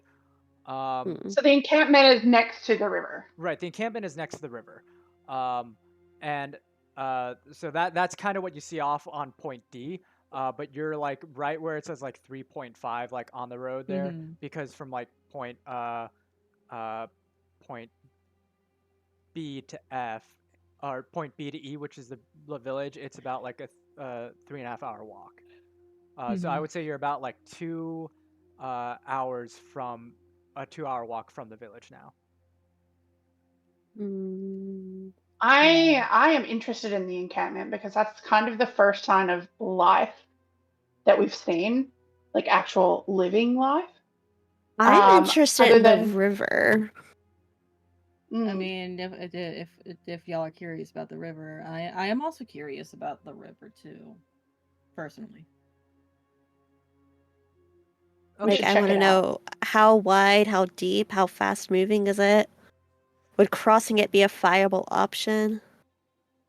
Well, I mean, given that the road keeps leading that way, I don't think we need to cross the river. But Yeah, Uh, like the I'm river. just in case. Yeah. So like the river like spans across like the map. It leads. It's gonna lead further off to like past the trees, so you can't really see where it's going to go. Um, hmm but as you get closer to the river, um, you see that the river is like 50 feet wide, and the depth of the river can range anywhere from 5 to 10 feet, depending on like how deep you go in. Um, and Hmm. it with how large this river is, if you don't have some kind of like boat or anything like that, you're gonna have a hard time getting going like like through it, going down it. Um, so yeah, we're not so gonna Oregon Trail it. right. But as you get closer, you can see the encampment, um, and you see uh, that there are people. You see that there are people who are like dressed very brightly in colors, um, and they're laughing aloud, and they're singing, they're playing all these instruments like for like of like wind, woodwind, like giant like stringed instruments. uh they are like have like hoods and kind of like scarves and like weapons of like different fashions, and they're all just having a good time. Like a bunch of them are like smoking out of a pipe, and it's odd that you're seeing this in such like dark and gloomy land that you've been in. They're Mm. kind of like a breath of fresh air in a sense, like, oh, like they're partying, they're having fun, they're drinking, they're telling stories, they're dancing, um, and they have like horse-drawn carriages, and the horses are grazing by the river, and the carriages are also like adorned with like very like colorful trinkets, and they just kind of have like a lot of uh, like a lavish and uh, breath of life air to them. Can These I are my kind of people. can I gauge from this distance if I can see them a little bit better? Can I gauge like are they all humanoid? Are they all humanoid or are they all relatively similar to each other? So they're all humans. They're all Hmm. humans. Okay. I Um, will continue to be in the back and I will let Willow and Phaedra take the lead on this one. I'm happy to approach. Phaedra is a bit of a traveler. Has spent a good deal of time with other travelers. Okay? So yeah, I'm happy to approach first if people want to Yeah, stay if you back a don't little mind. bit. If and you don't Yeah, mind. I don't mind. Okay, so like yeah, as you approach them, they notice you, and then they kind of smile as they look at you, and they wave you over, and they call out to you. It's like, oh, hello, friend. Welcome. Please come over here. Let join us. Drink, sing, and you look tired. Let us feed you. Um, and as yeah, like So they're just kind of calling you over to like come and join them essentially. Okay. Nice. Nice. I will still, So, I will still be behind Phaedra and Willow, but I will still accompany them. yeah, I think I would probably, um, be interested in some things they have to say, how they got where they are, and if they know anything about these parts. We're new to these parts. Mhm. What's the story with the fog? Um, Also, before I touch anything, by the way. You lagged out for me. yeah, it kind of cut out a bit.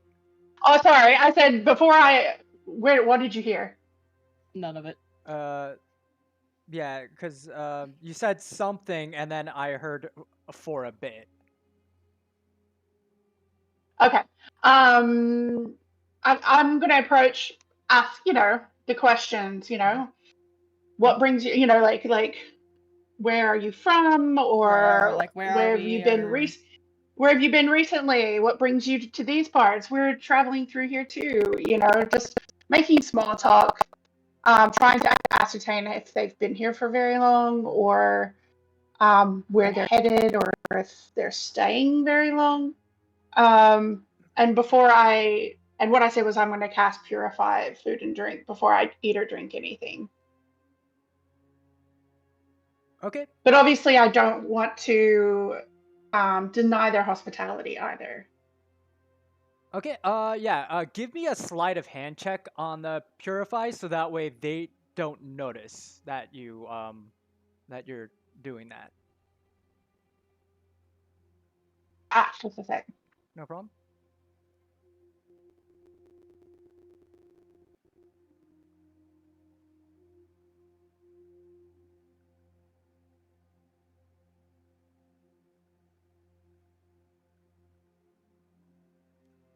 okay, 10 plus your dex.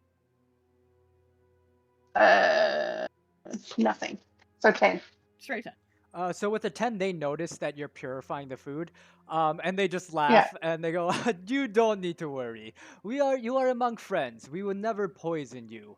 If we wanted to kill you, we would do it in front of you. We will not resort to such baseless, childish ways of doing so. When we kill a person, we want them to look us in the eyes when we do it." You know what? That is a No, my very kind of base. people. Eh? And with the questions that you ask them, they you know, like they accept the questions with grace, and they're very thankful that that you're curious about them. As they answer, well, yes, it is always a pleasure to be able to tell our story. We are the Vistani. We do not know completely where we come from. We are people of nomadic nature. We travel from land to land, singing. We are people of many professions. We work with silver, copper. We sell clothing. We fashion clothing. We cook. Uh, we are the weaver of clothing, of fine silk, of weaver of music, of stories. We are entertainers. Um, we are toy makers, tool makers. Anything you can imagine, as long as it is for the freedom of life, that is what we embody. Um, Mm. and they pretty much tell you that we believe our ancestors hail from this land of Barovia. We do not know for how long we've been traveling, but we know that we have always, as far as we know, been ones to travel in and out of these lands. Telling our story, singing and dancing, bringing joy wherever we go. I feel like I noticed that it kind of looks like a more permanent, like, are there like standing structures around as well, like more permanent lodgings? Like, are you asking them, or are you like trying to look around to see if there are? I'm looking around to see. No, like they're everything around you are like brightly colored tents and wagons. So these, uh, for all the evidence that you see, they are who they say they are. That they are nomadic. That they do not settle down in just one place. Yeah. That they travel from area to area in the lands. Yeah. Okay. Uh, I'm going to stand along next side of Phaedra, and I'm going to ask them. So y'all have traveled these parts for many years now. I only have a couple of questions. First question is, how far are we from Barovia? Ah, yes. So the village of Barovia, if you go back to the road and follow it for about 2 hours, you will be able to find yourselves on the outskirts of the village. Right, thank you. And another thing is, have there been any strange happenings recently? Like, that fog that seems to be permeating the area. Has this been here for a while? Has it always been a thing? Ah, yes. As far as we can remember, the lands of Barovia have always been cursed. The fog is nothing new. It has been here for many generations, and it is what we believe to be the result of a curse on these lands. A Um, curse. Let me see.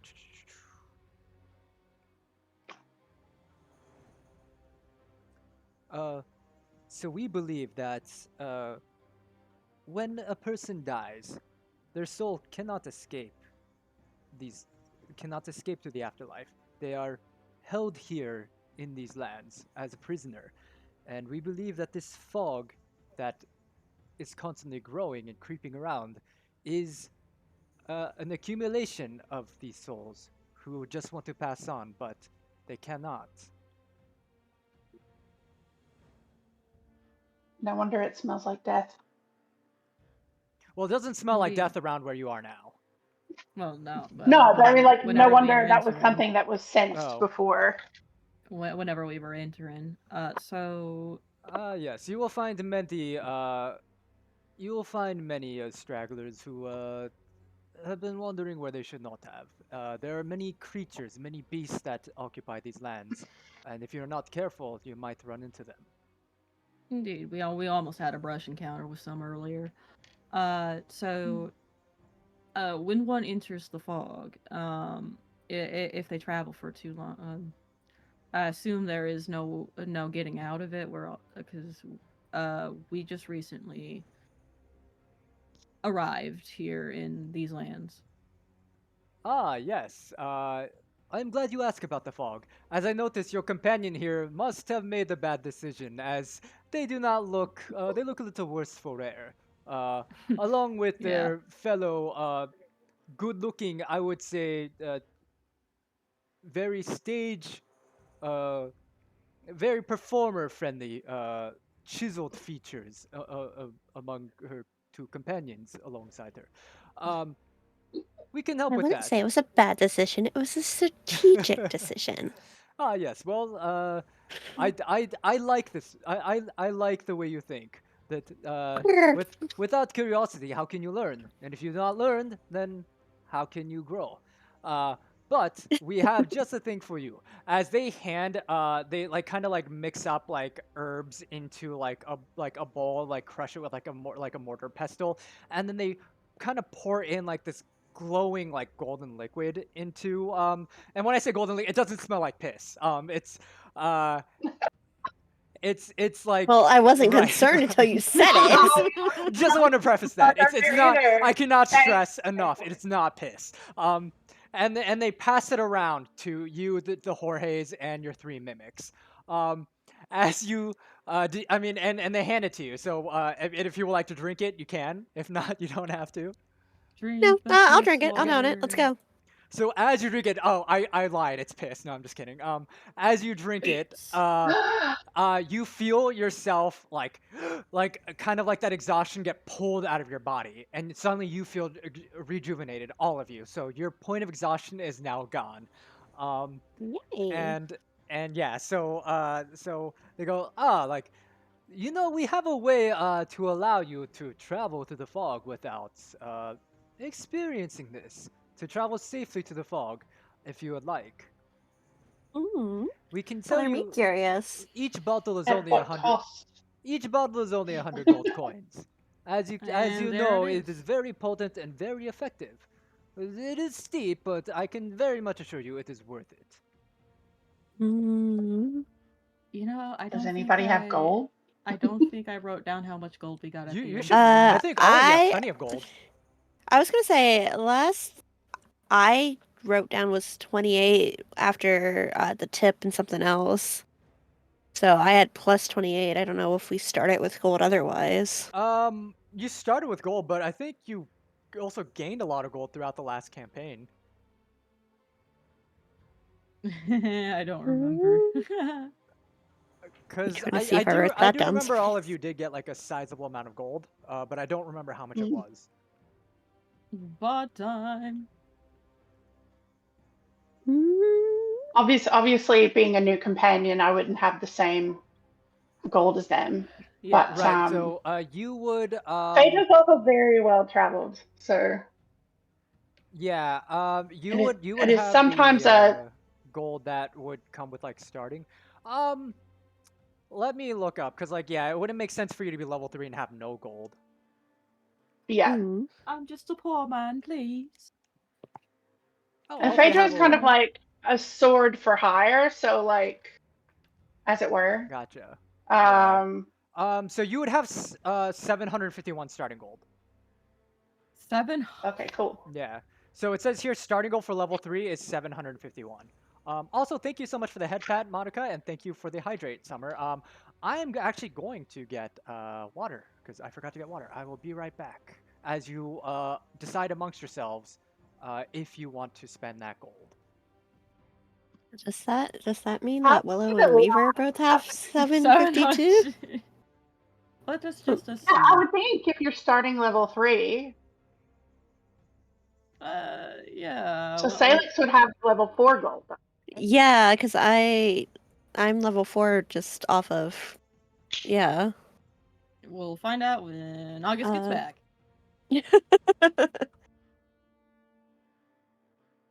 And obviously, we didn't have to pay for our drinks or food or anything the night Yeah, no, before. of course. I'm still gonna bargain a little bit, you know. 100's a lot of gold. I mean, yeah, And for just one potion? they'd be insulted if we didn't. I guess we'll just I have to got fucking kill them all. Damn. Alrighty, I How am back. much? Sorry. Okay, we have questions. Yes. Does yeah, does that mean like since we don't remember how much gold Salix and I we got in the last campaign? Yeah, I'll just say that for the sake of this adventure, that because you and I will say that you have 1,000 gold just for the sake of the adventure, and then Willow, because you're level 4, you have 1,500 gold. Cool. Okay. Cool. Even better. Nice. Awesome. And let me make sure I write that down so that And Phaedra's real reasons for joining the team, the party have come to light. Because you want to steal their gold. Money. No. That's But, you know, that's more the obviously rogue thing. Yeah. when the purse starts to get a little bit light, you know, Right. you Oh, have to I'm the start one who making money steals the again. gold. I have much gold. Much Okay. money, wow. So I would want to know the being a sorcerer, and curious about all things. I would like to know how long this concoction protects you from. Is it a forever thing? Is it an hour? Is it a day? That is a good question. Let me look up, because it does. Let me see what it says here. It is good for 8 hours, 8 is what it hours. says. Hmm. And we don't know how long we're going to be in these woods. or rather, they tell you it's good for 8 hours. Okay. 8-ish Mm. hours? I don't know.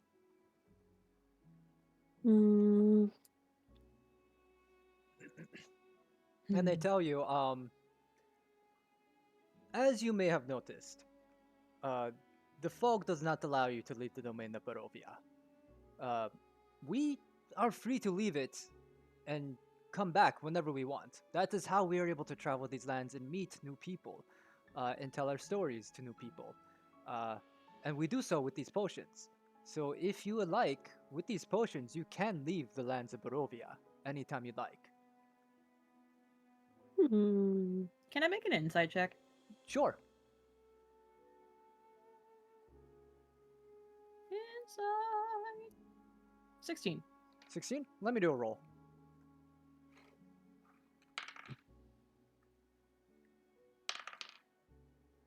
All right.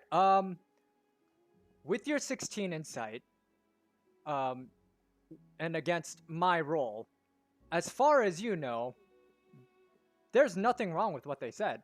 You know, they seem like they are individuals who are able to leave the lands and come back as they please as nomadic people. You notice that among the objects that they have, just from a glance, they have jewelry, clothing from different lands that don't really just seem native to their vibe. Like these colors don't seem to just match all along themselves. They have like jewelry of different styles. They have clothing of different fashions. And if you look around, they also have like weapons and like scrolls and books that some of which you do recognize from the lands that you come from of Neverwinter.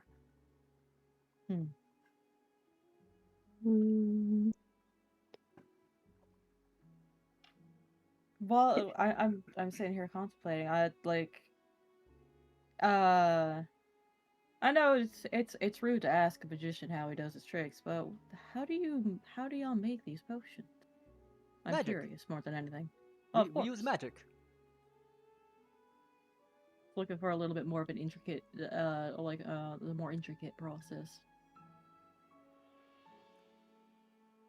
As far as you know, it's such a DM phrase. Yes. Oh yeah, no, that's how you failed the check roll wording. Yeah, I for wish sure. I had that on a shirt.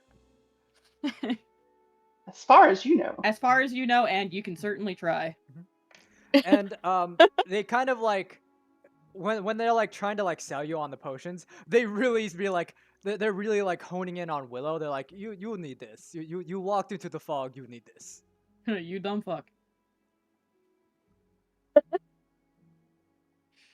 See, the thing is that what they just gave me the same as the potion that they're trying to sell now? No, it's a completely different. The ones that they have in the bottles, they're like little vials, in a little glass vial, and it's like a glowing, like purplish, like red, like velvety, like tint to it. And just to clarify, it's not piss. Once again, not Really concerned until worried you if it say was it. purple. I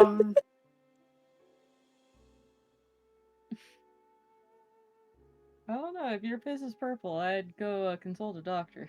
Magic. Yeah. Magic piss. That wouldn't help.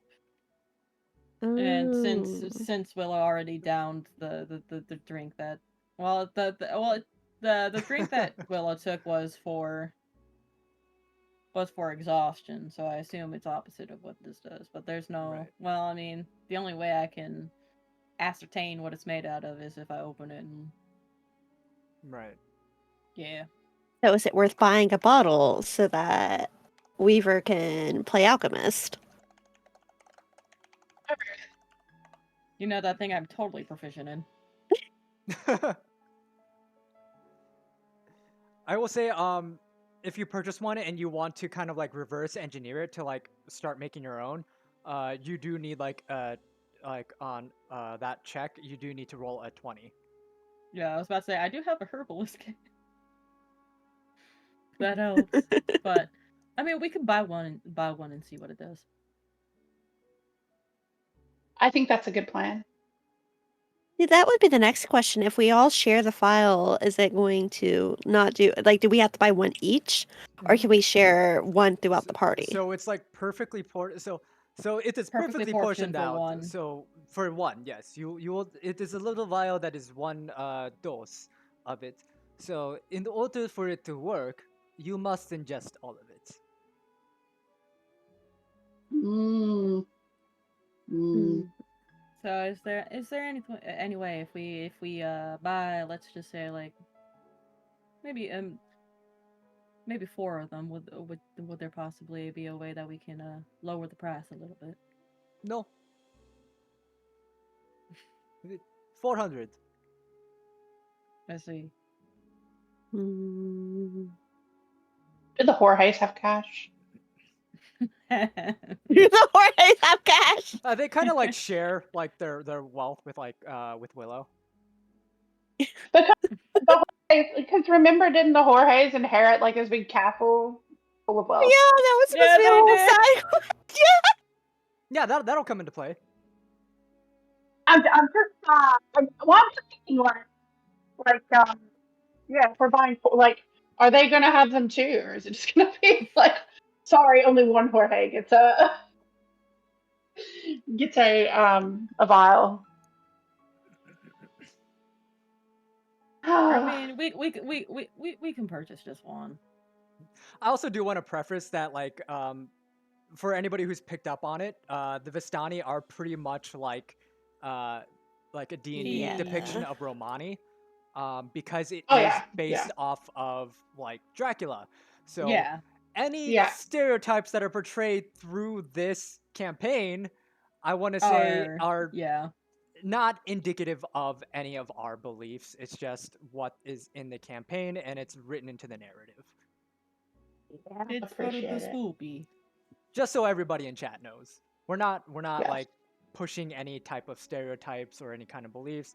We're just trying, at least I'm trying to make it seem not stereotypical as I can, but Yeah. a lot of this stuff is just like hard coded into the narrative. Yeah, for Yeah. sure. This is why I use the term travelers and not Yeah. anything else. Yeah. Yeah, like I reckon we can buy at least one or two. All right. Sounds good to me. It's good to have just in case. Okay. So you forfeit 200 gold. You can decide amongst yourself whose gold it's going to be. And the Vistani kind of like merchant hands you 2 vials of the 2 vials of the potion. And once again, not piss. And you said you want to give them to Jorge? To the Jorges, or? No, I was just asking if we were only buying 4, then would there be 2 Jorges who didn't have the potion? Oh, I thought you were asking for 2. Yes. So if you're buying 4, you'd have to divide amongst yourselves who's going to get the 4. Because there are technically 8 of you, but the mimics don't really count because they're pets. Right, they're pets. Yeah. Unless you just want to like just feed them like the like the potions and then just throw them out of Barovia. Get out. No. So Wait, so does this 2? potion, the one that gets us out of Barovia, is that the same one that allows us to get through the fog? Right, because the fog is what's preventing you from leaving Barovia. Because the fog is thickest around the borders of the country. Because the road that you found yourself on was like right at the border of Barovia. And when Willow walked the other way, that's when the fog really just got thicker and then took hold. And then transported them and the Jorges back to where you were.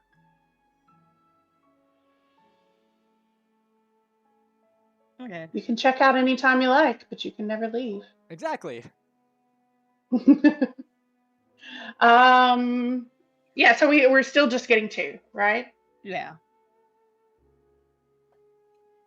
Okay, so yeah, Cool. You can decide. Oh, sorry, go ahead. I was gonna. Okay, so for the Jorges, does that mean that like the one with Weaver and then the two with me, if we're all basically sharing a purse, are we sticking with those starting numbers or should they be higher because the Jorge's did get They did. Um. didn't with Uh. the like especially I don't- know Weaver's Jorge has a whole like Okay, Has a sure. whole estate. yeah, so Then that's why it's like should our starting gold numbers changing just because we are like sharing a purse with these other yeah. So Weaver, I would say you get how much did I say? You got you bump up the 1,000 to 1,500, and then Willow, you will have 2,000. okay. Jesus, I mean, we could get enough for the party in that case. Yeah, if you want to do that, It'll just give me more chances to reverse engineer it. that is true. Yay! Sounds good. I'm happy to pay my 100. Okay, so if we if we want to It's 800 gold. Right. Or no, Well, because it's Wait, you three and then 3 Jorge, so that'd be 600 gold. 600 gold. So yeah, I'll we're pay, not worried about the pets. I'll pay 200. We'll just split it evenly between us. Yeah. So then should we each get 2 of the potions then just to hold on to and then that way I'm more than willing to hand it off if you know. Yeah, that works. Don't roll that 20 to reverse engineer and such, but just that way if something happens we each have at least 1 on us. Yeah. In case something. So do these potions have a name or They don't. Because it's just like kind of written as like like Vistani potion. okay, well then I'm just putting fog Yeah, potion yeah, down. you can just put fog potion. And as you as you purchase it and then they hand it to you, they celebrate because of the sale that was made, because now like you essentially done like a business deal, like a transaction. Scamba. And so they so now they celebrate and they join. They want you to join in on the merriment. They bring you more drink. They allow you to smoke with them if you want to do that, until for a few hours until they decide that it's time for them to move on and then go on to the next kind of part of the kind of like the next part of the their like journey. And they said that if you ever need a guide or if you ever need assistance from them, that there are many encampments around the lands of Barovia. And while you may not run into this encampment again, there are many others. Okay. I would like to imagine they're all led by the same person. It's just like, strange. What are you buying? Thank you. Thank you. Ah, I'll buy it at a high price. It's the friends. So yeah, so they leave, and you're kind of like, I guess like you're by the river now. What would you like to do? I mean, we could, I personally say let's just keep heading towards Barovia. Okay. Okay, so you're back on the road. Field. So you head back across the field, and you're on the road. And let's see. So you're heading towards E. So that was D, right? Yeah, that was D. So as you head into the lands of Barovia, or into the village of Barovia, you get to. Hold on, let me go back. How do I do this?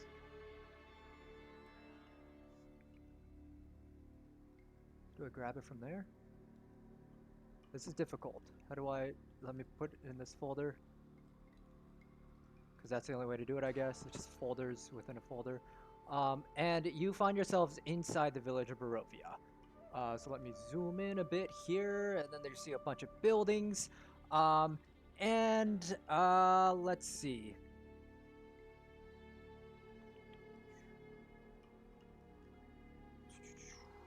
There's like a thing I'm supposed to read here.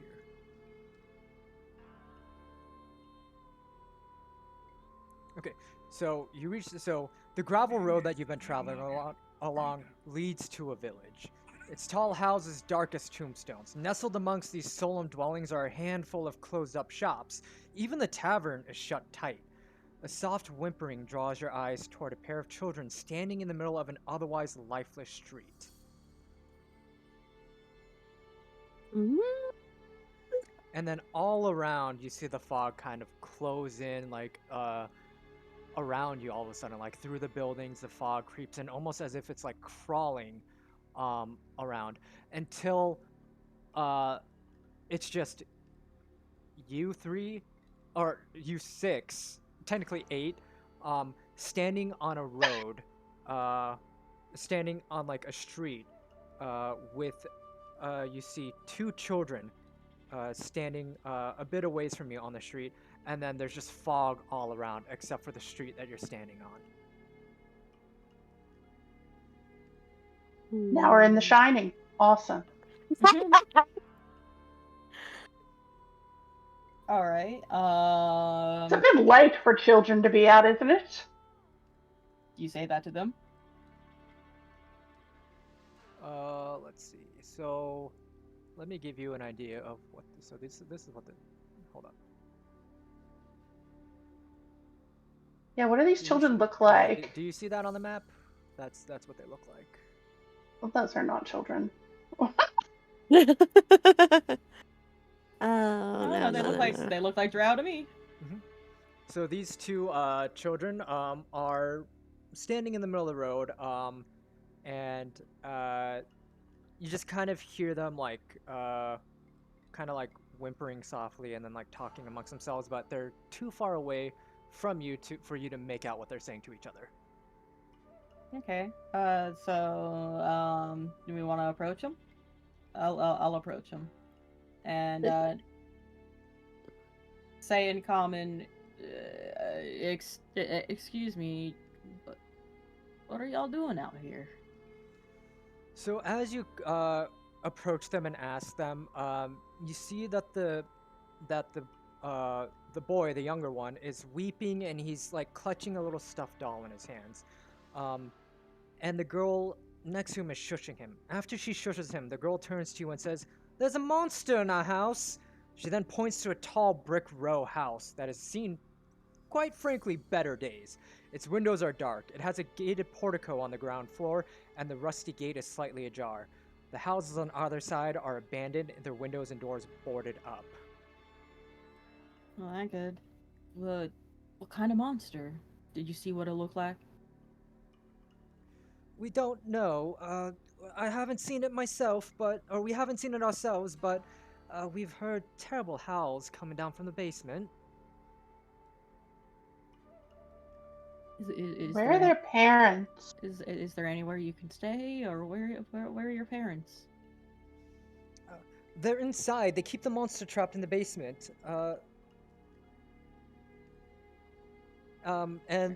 We don't have anywhere to go, but we just want to go back inside, but we're too scared to. We can't go back inside until the monster's gone. Your parents are inside. That's... Yeah. So your parents have the monster trapped, but you don't want to go inside because of the monster.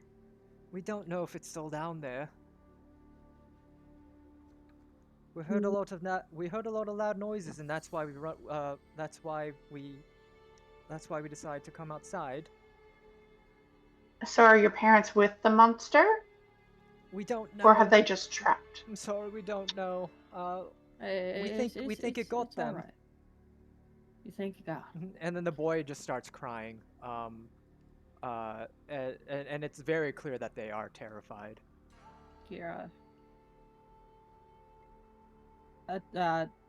I'll kneel Huddle. I'll kneel next to the kids and just like Say, and give the kids just like like if they'll allow me to touch them, just a reassuring like pat on the shoulders and Give me a persuasion check. I'll say this is just Okay. a DC 10. They're pretty like freaked out, so it's not gonna be like a difficult roll. I'm pretty freaked out. We're in a town that is clearly abandoned with all these buildings that have no signs of life, and then we 15. just happen to stumble across two children like this. Mm-mm. That's horror! Hooray! That's horror. Yeah, 15. 15. Yeah. So you And kind of like kneel down and get to their level as you like comfort them. The boy just kind of starts sniffling, but he's no longer I crying. wanna, Mhm. I wanna give them a like, you, this is mostly just flavor text, but at least give them something to drink while they're waiting. And like, I understand. Something Like, tells me you're not going to be able to do that. oh, we'll most certainly see. And just, I understand that whenever you're in a panic and whenever you're crying, you get dehydrated. Okay. Mhm. Yeah. So you hand them like a little like flask of water. The boy accepts it graciously, or he like grabs it and he starts drinking it. And then his older sister kind of looks at him and she goes, "What do you say?" And he like kind of wipes his mouth and says, "Oh, thank you." As he kind of hands it back to you. Not a problem. And I stand up here and just, and while I'm still kneeling out them, Mhm. if you if we and this is totally optional for y'all, but if we take care of that there monster problem for you, do you think that maybe could perhaps, we just got here in Barovia and we could use a place to stay, but we'll definitely take care of that monster in exchange. I'm sure Mom and Dad would be very happy to allow you to stay with us for the night. Um, and I'm sure they'd be very grateful if you were to get rid of that monster. We don't know what I'll happened, but we don't think they could control it anymore. I'll look to the group, and the look that I give to the group is like asking, "Do we do this? Can I insight check the?" To see if they're telling the truth, or like if not. Yeah, pretty much Yeah. just to ascertain if it's like genuine. Yeah. Go ahead and give me an insight check. I'll say this is just like DC 10. 14. 14? Yeah, they're telling the truth. And I'll look at the group and be like, well, I feel like maybe what if one of us stays with the children, maybe Willow, and the other Yeah. go inside, I was about to say we could have one of the Jorges do it. or go in and check, Oh, or stay with the kids. to stay with the kids.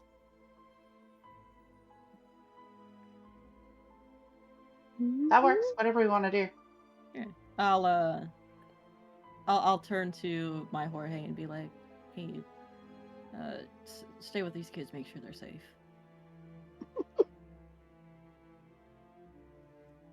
Okay. Totally not a bad idea. I'll light bear again, and as we go in. Do we want to leave the other two here as well? Just have safety in numbers, or do you feel comfortable leaving just the one? Just the one. I feel like just the one's enough.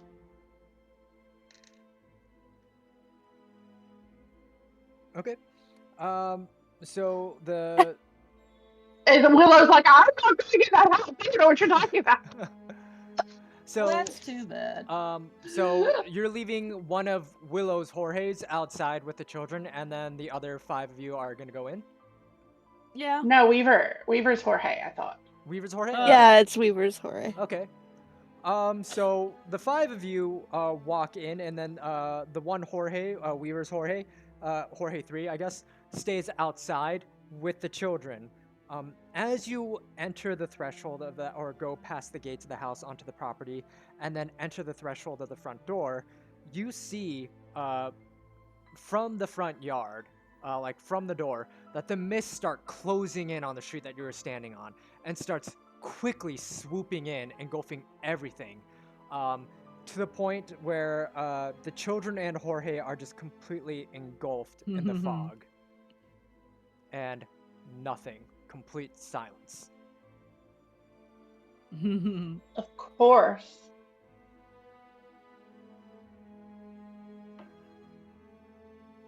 So what do you want to do?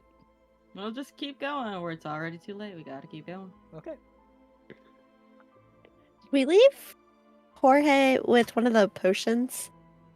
Oh no, did you? I think each of you had a potion. Well, the question is, though, has the fog... Because it seems that the fog dissipates around us. So if Jorge is part of our party, would the fog be truly closed in on him, or is it just closing behind us that we can't see him? Go ahead knows? and give me an insight check. Uno momento.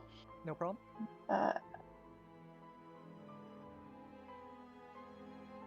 It would be a D20 plus your wisdom.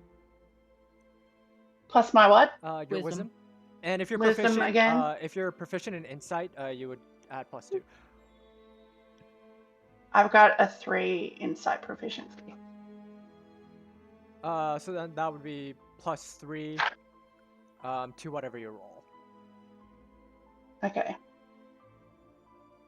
My wisdom is a 1. Then I've got 3. Is it a +1 or? Oh. Yes. Oh, so you rolled a nat 20. Nat 20. So with a nat 20, your patron, kind of Galadia, your patron, your guardian angel. My mother. Yeah, your mother. Like just a single phrase of hers just cuts through to your mind, and it's he's gone. Oh. Hell yeah! I knew it was gonna happen. It's exactly why I sent specifically the one with the riches. Oh. Annabelle, inheritance. Inheritance, baby. Yep. Okay, well, farewell, Jorge. Adios, amigo. Phaedra, give me an Arcana check. Oh God, no.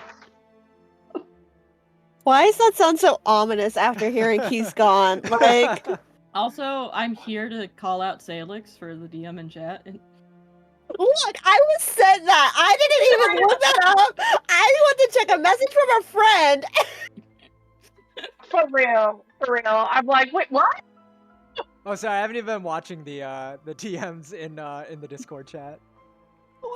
Don't worry about it. I've got a 14. Is there a modifier? No. Roll the 14. Only if I have proficiency. Arcana, yeah, there should be it should be your wisdom, right, for Arcana? Let me double check. Okay, so plus Arcana, 1, yeah, 15. So +1. So Arcana's intelligence. So plus your intelligence modifier, plus if you're proficient in Arcana, plus your proficiency. Okay, so it's 15. I have a 1 intelligence modifier. Yeah. Okay, so 15 is what you needed. When you heard Galadia reach out to you in that moment, you clocked immediately someone else heard that. Somewhere. Someone else also heard that. And they are now aware of your presence in Barovia. Damn it. Oh. Mom. Damn it. oh boy! Mom, who you talking to? Great. That's not disconcerting at all. So we are not alone. And they know we're here. I don't know if that's better or worse I than what I figured was that- expecting. I mean, I figured that was like. Yeah. So, anyways, The question is, who is it? Is it actually the person that is expecting us that knows we're here, or is it someone else? Who knows? Yeah, that's the question. Who knows? I guess we have to keep going now. Right. We have to keep going in. Okay, so let me grab that part over here. And we are now here.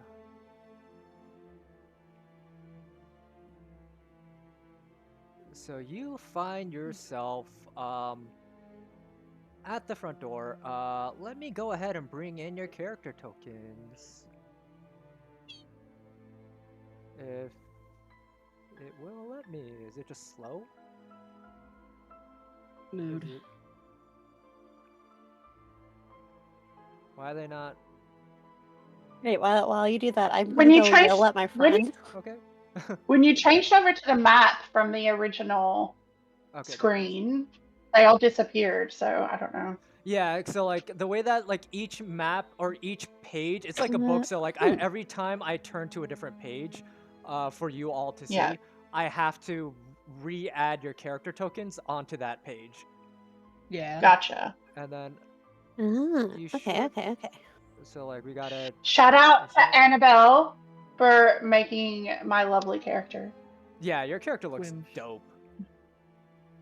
Yeah, why is your character significantly larger than mine? They're the same. Yeah, they're I the gotta same. resize them all for. You Yeah. gotta read They're the same. They're the same canvas and resolution. Yeah, it's like what's going on here? So, oh my god, that's not what I meant to do. There they go. Come on, there we go. Teensy They're weensy so SMR. Now it's just more accurate sizes. Hell yeah. And Yes, then yes, definitely. we I got think the- Phage is like looking up Yeah. at Weaver like, Everybody's really? looking. Everybody's looking up at me. To be Hell fair. yeah. Yeah, you all might need to zoom in to like get a better view of like the different Yeah, for real. rooms. So as always, each square represents 5 feet. You are. Can you move your character tokens? Good question. Nope. No. Okay. I can move mine.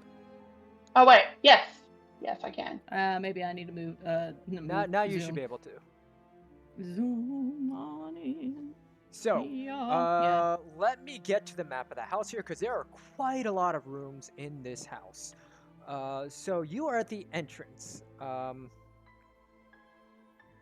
you pass through the iron gate with the hinges on one side and a lock on the other, and the archway of the stone portico. The gate is unlocked, and its rusty hinges shriek as you open the gates. An oil lamp is hanging from the portico ceiling by the chains. So you're past that, and you make yourself, you go through a set of oaken doors that open into a grand foyer. Okay. So Okay. you are in. Let me see, because this map is extensive. So you are in. So That was one. that would be where the staircase is, right? So it is this room right here where I'm pinging. That's where Okay. you are now. That's the foyer. Foyer, gotcha. And the area with the giant staircase is the main hall. So Okay. you are free to explore wherever you want in this house. You have your objective. so- There, you need to find your way to the basement. Or you can explore the house. Mhm. Yeah. Is the house lit up? Or is it like pitch black? So that is a good question because there is actually writing for that. Let me see here.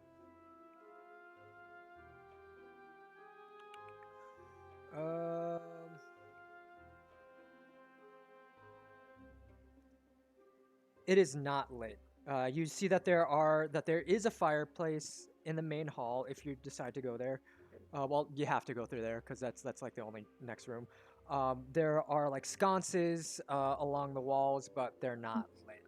So you would have to create your own source of light. Me. Got it. Okay. So yeah, so the way this is gonna work is that you all tell me which rooms you want to go to, and I will tell you what room that is and what you see around that room. Okay. So in that case. Also, welcome back, we could- Cadrus. They have not died yet, surprisingly. I would like to say. Only Jorge. Right. Only Jorge. Yeah, we lost one of the Jorges, and it was the Jorge that had the The Zaw. All the money. The saw. No, It was the boss daddy, Jorge. It was the mafia boss Jorge. The one that Wait, looked like. if we lost the mafia boss Jorge, does it automatically go to the next Jorge in line? Yes, Nope. it does. Oh no. I mean, it depends on like the hierarchy of how you decide. No. I like that Anyways. because that way we're still getting like we were able to at least help with one of the Jorges, and we can still have that side quest, and Yeah. we still get the rewards. But yeah, so I will take lead and I will go into the main hall. This that looks like the main Okay. hall here. So I need to light something up. Maybe I don't light myself up this time. So that we're not getting zooted yet. You all should have like torches and like candles as well. What's Yeah. dark vision? A dark vision. you can just see in the dark. how far you can see in the dark. Yeah. Yeah.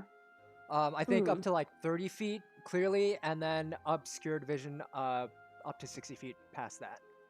Yeah. Yeah, I have 60 though.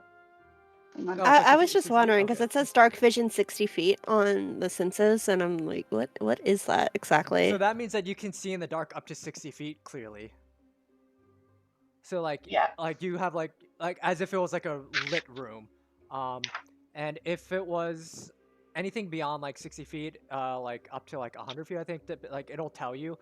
You can see it as if it like as if it's like a dimly lit room. Yeah, so anyways, as the only person here who doesn't have dark vision, I am going to cast Produce Flame.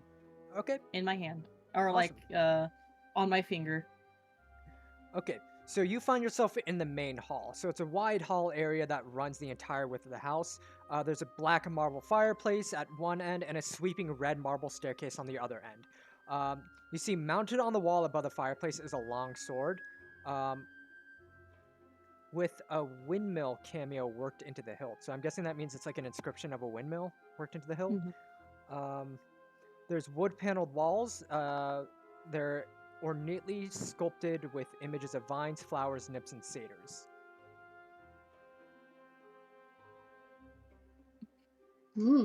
Okay, this is some Luigi's at Mansion ass shit. I'm gonna go into the I'm going to proceed to, let's see here. If I were a mansion, where would I put a basement? Kitchen. Probably the kitchen. So I'm going to mosey on, kind of like peek through the doorway in the kitchen. Okay, so let's see. That is 4A is where you're headed towards. Yeah. And that's the top right, correct? Yeah, that's or the top. Yeah, the top right. Yeah. So, so yes, this is the kitchen area. It's tidy, and there you see dishware, cookware, utensils neatly placed on shelves, so everything is like neatly tucked away.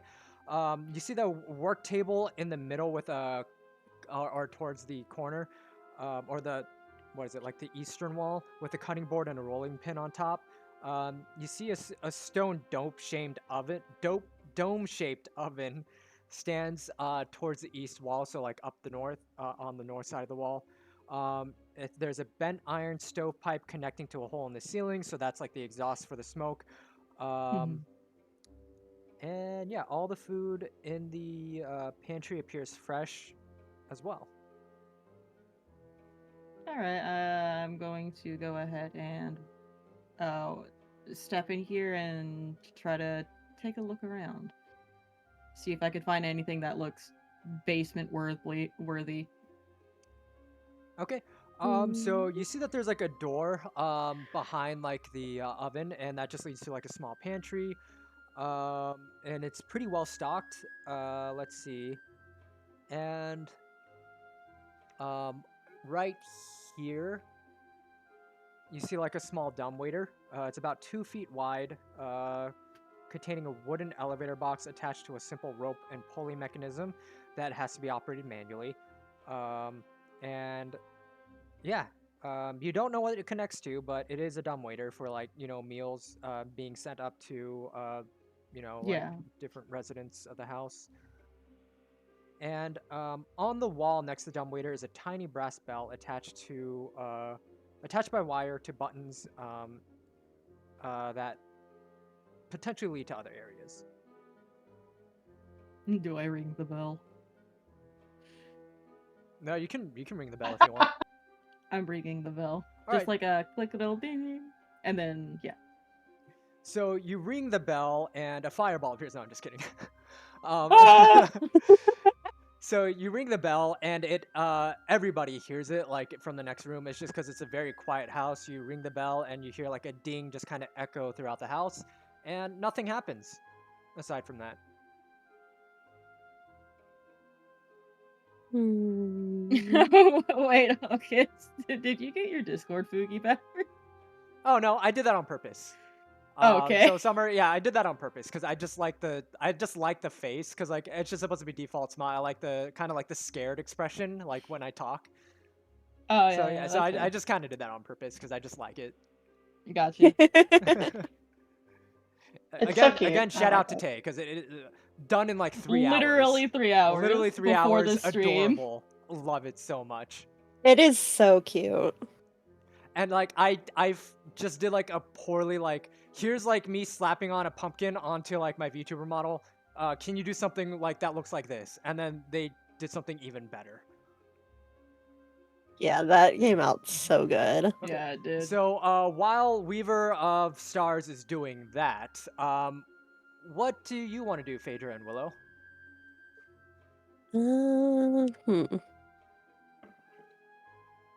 I want to check the other door. Looks like There's I a kind of peer city. in.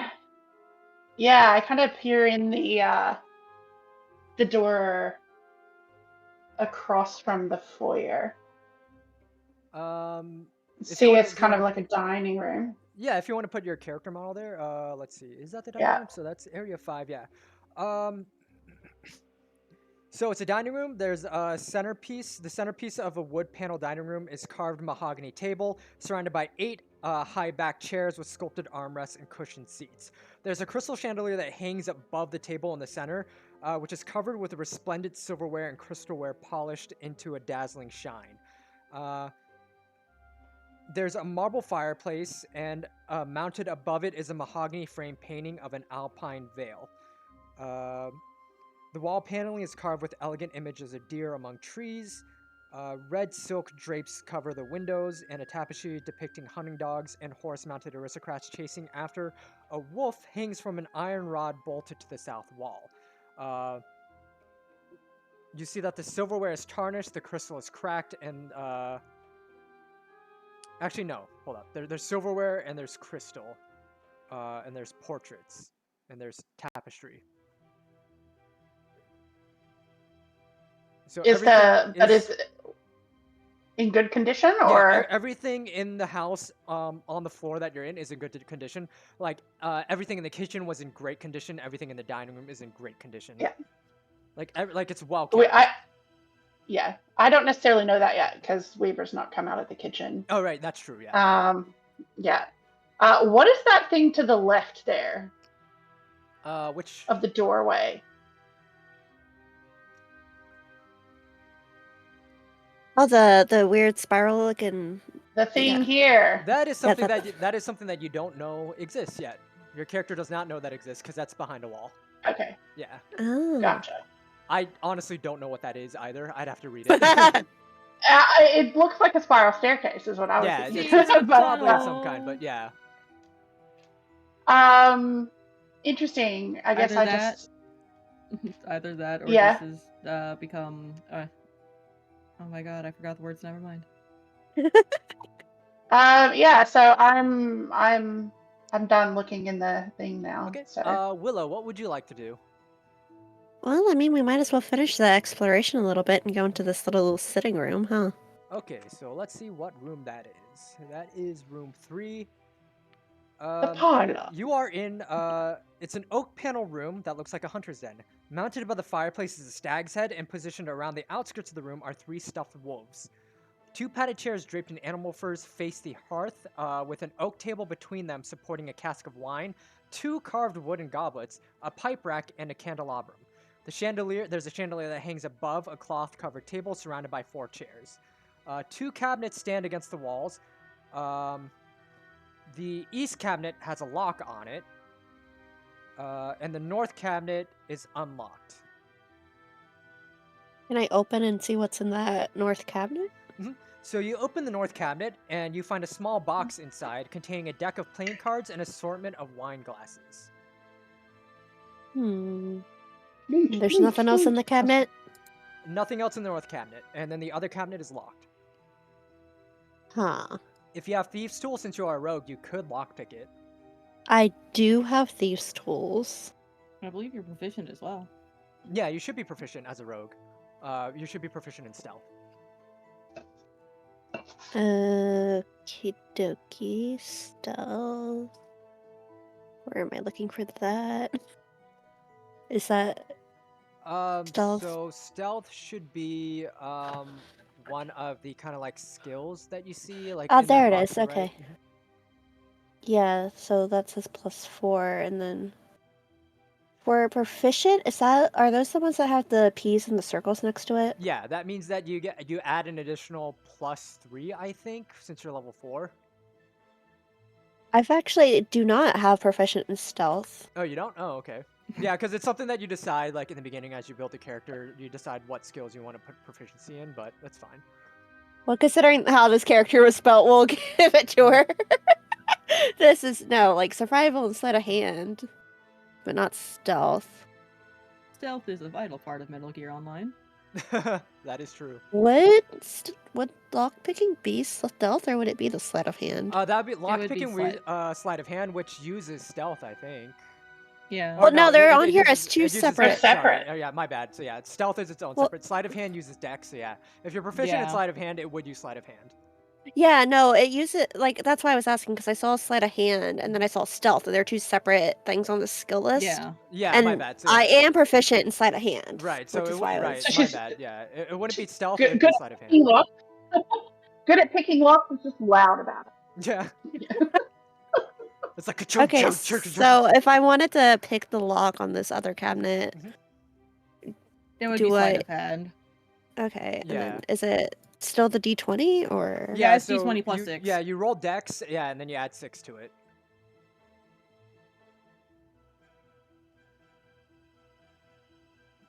Oh, That was bad. Oh, that was a nat 1. not Yeah. one. Oof. Your thieves tool breaks. So one of your thieves tools breaks. While trying to pick the lock. Oh, okay. Goodbye, no. thieves tool. It was nice to have you. Well, I did. Is there any way to fix that later on? Just like legitimately before I delete this off this page, is there a way to fix that or? You can always get more. If like you find like a merchant around somewhere, you can always buy more thieves tools. Or sometimes like on a treasure table, like they'll like if you like find a treasure chest or something, it might have thieves tools in it. Okay. So then, that way I know what I'm writing down. Oh my god, okay, just I'll leave that in there as broken. That's hilarious. Okay. Alrighty. And this is something that you can attempt as many times as you want, as long as you have multiple thieves tools. But yeah. The DC just keeps getting higher. I didn't even get to. It's like I don't even get to open it. And it's like it couldn't break as I was opening it. So welcome to Oblivion. Hmm. Like, if Alrighty. it breaks, it breaks. I'm just like it couldn't have like broken as I opened. I reckon it's conference time in the Grand Hall. You could smash a lock open if you have enough. I mean, strength. I would prefer not to vandalize the house that we're trying to occupy later. Yeah, yeah.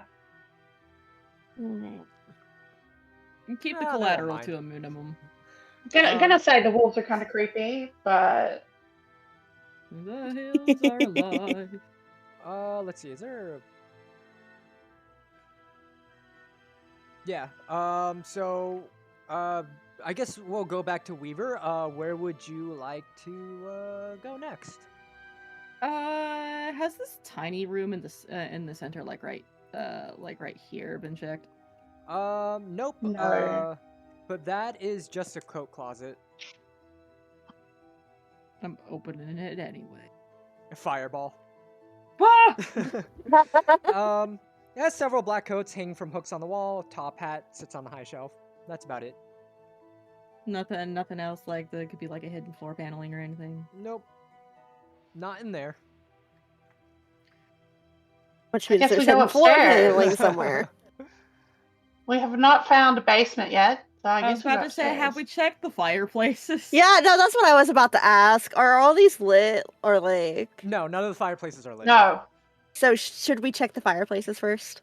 Are there any random sconces next to the fireplaces?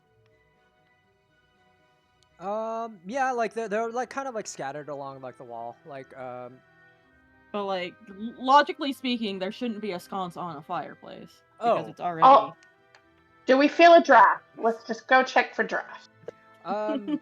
So give me an investigation. For just there are no sconces near the fireplaces, so the fireplaces at first glance do not look suspicious at all. Do you want me to get that investigation or? Yeah, if you want to like see if there's like a draft anywhere, if you want like to give me like an investigation check. 19. 19. Nope, no drafts anywhere. Okay. Okay. So, well, then the only other place we got is up. At least not in the areas that you've checked so far. Yeah, Correct. because logically speaking, the basement would be down, not up. Okay.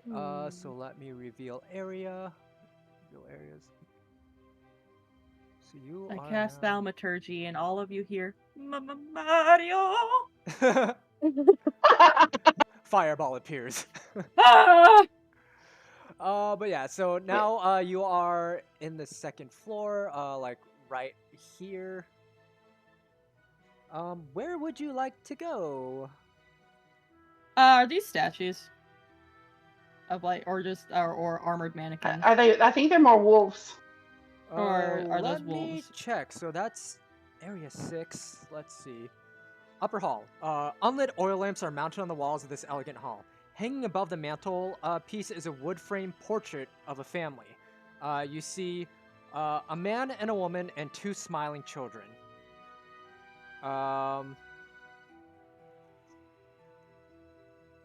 Standing suits of armor flank wooden doors in the east and west Oh, okay.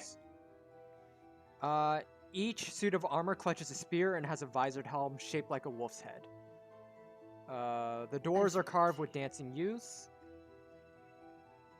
And the red marble staircase that started on the second floor continues its upward spiral. And a cold draft can be felt coming down the steps, so like from where you came up. Okay. Where was it? Apologies.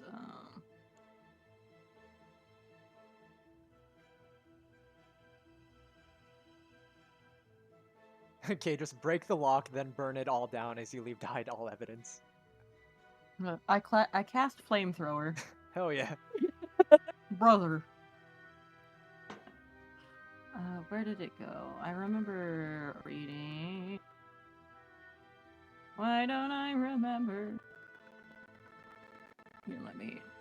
I probably forgot to type it down on my character sheet because I'm stupid. You're all good. Yes. I would like to. Can I cast detect magic?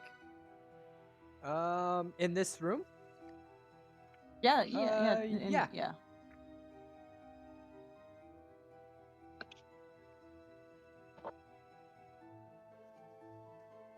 Okay. I don't. Do I have to roll for that? I don't remember how detect magic works. Let me double check here. For the duration, you sense the presence of magic within 30 feet of you. If you sense magic in this way, you can use your action to see a faint aura around any visible creature or object in the area that bears magic. And you learn at School of Magic, if any. Oh, this That would be would interesting. pretty much be most of this floor. Yeah. Probably. Go ahead and cast it. Everything. It's a cantrip. It's a cantrip. Yeah, everything is magical here. Like, everything around you. There's some sort of magic here at play. Right. You cannot believe your eyes. 10 million fireflies lit up the entire house in flames. Like, is there any like more like? Can I feel any more like potent, more focused? if that makes sense. Not in this room. Also, it's funny. I just found out here. It says that characters can burn the house to the ground if they want. So it did. Not Oh, so we yet. can Not just yet. fireball the place They down. did account for that.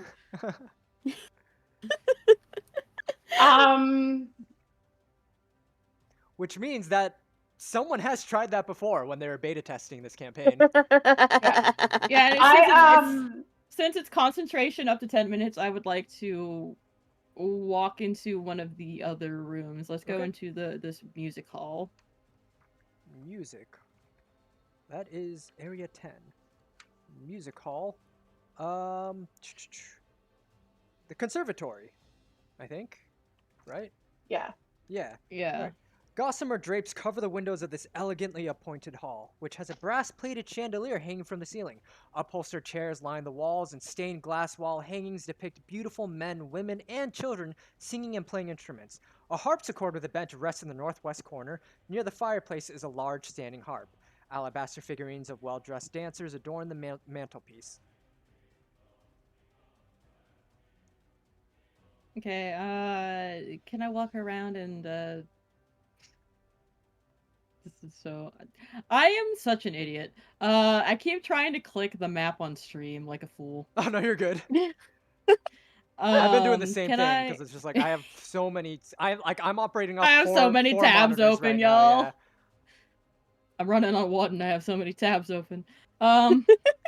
Can I, with my detect magic, besides just the general vibe of this entire thing, is there anything in like particular that stands out? Nope, nothing that stands out. I mean, if you want to do investigation check, you can. And Summer, nothing has appeared in the house yet.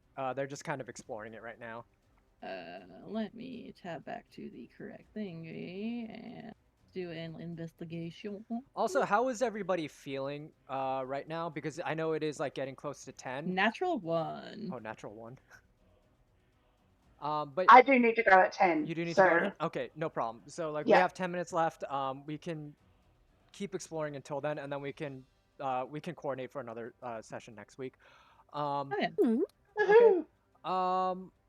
With a natural 1, you don't notice shit. I'm sorry. I don't notice shit. This is a pretty room.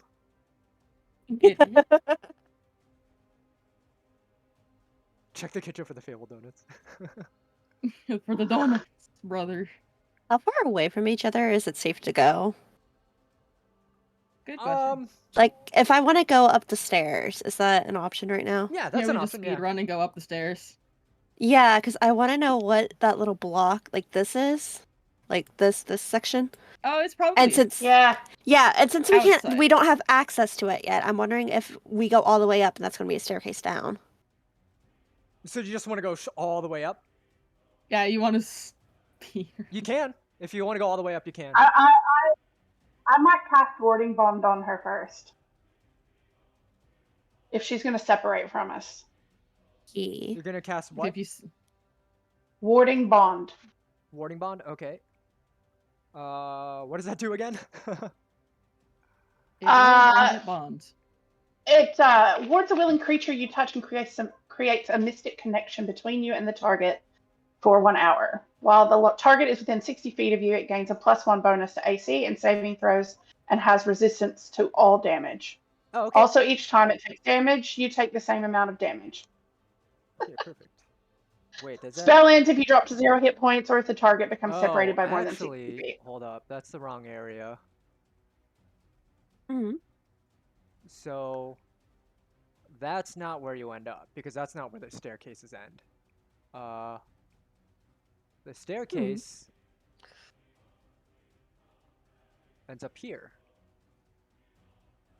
So this is the 3rd floor. So the staircase ends up here. And you're all, well, I guess, Willow, you're up here now. Yeah. And where would you like to go from there?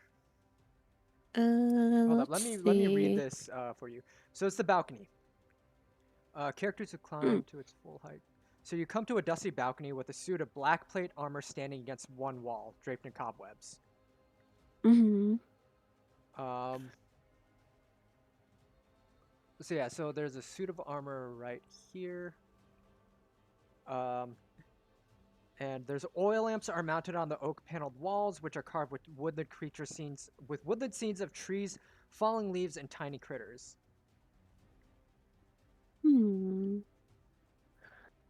Okay. What is this right here? How I do reckon we need to I move whatever that dresser is in there. Yeah, if I go into this bedroom, what am I seeing in the bedroom? Well, so while you walk towards the Sorry. bedroom, the suit of armor attacks you. Of course it It- does. I knew it. So, Let's go. so so as you like walk past the armor, it drops like it just swings its weapon down on you. And let me roll an attack. Nothing ever goes wrong when you split the party. Of course not. Thank goodness I warded her. True. It rolled a 22. I think that hits. So she gets sorry. On the target's within 60 feet, he gains a +1 bonus to AC and saving throws, and has resistance to all damage. I still think it hits.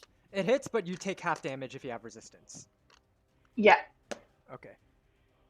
So you will take 6 halves, so you take 3 points of damage. And that means I do too. Oh, you both do? Oh, okay. All right, Yeah. so you both take 3 points of damage. So, since you are connected to Willow, do you know, like, that they've been attacked now, or do you just feel like, oh, I Yeah. know. Oh, absolutely. Okay, so now At that point, I would probably go up. and I will say the Jorges are I here will too follow as through well. as well. I will say that the Jorges are here as well. With that being said, next time we're gonna roll initiative for battle, and we're gonna end it here because it is 9:54.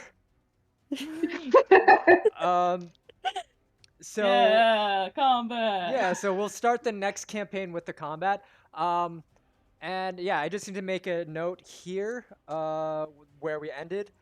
So we ended at 3rd floor balcony. 3rd floor balcony. Armor attacked Willow and Phaedra, technically. 3 points damage Damage. because warded. Warded. Start next session with combat. Awesome. So we'll coordinate offline to see when everybody is next available. We are really getting into the kind of like the meat of this section of the adventure. And yeah, thank you everybody so much for joining. Really appreciate you being here. Kay, just don't forget that next session you do have the wild magic deck of wild magic. Banked from the the $100 donation that you gave. Someone I think was keeping track of that. I would have to check. I to see do not what it remember. Was. Yeah, it was like 60 or 70 something dollars worth left of like wild magic draws and like deck of many things draws that if you want. So next session, if you're here for that, we can definitely do that. I'll post about it when we have a date solidified. Thank you again to to Salix, to Kaya, to Annabelle for being part of this wonderful game this Halloween. And happy Halloween, everybody. I think it's past Halloween for you, Kaya, but yeah. Keep dodging them Happy combat Halloween. encounters. But yeah, and we will see you all next time. Bye. Bye. Like it's a rip.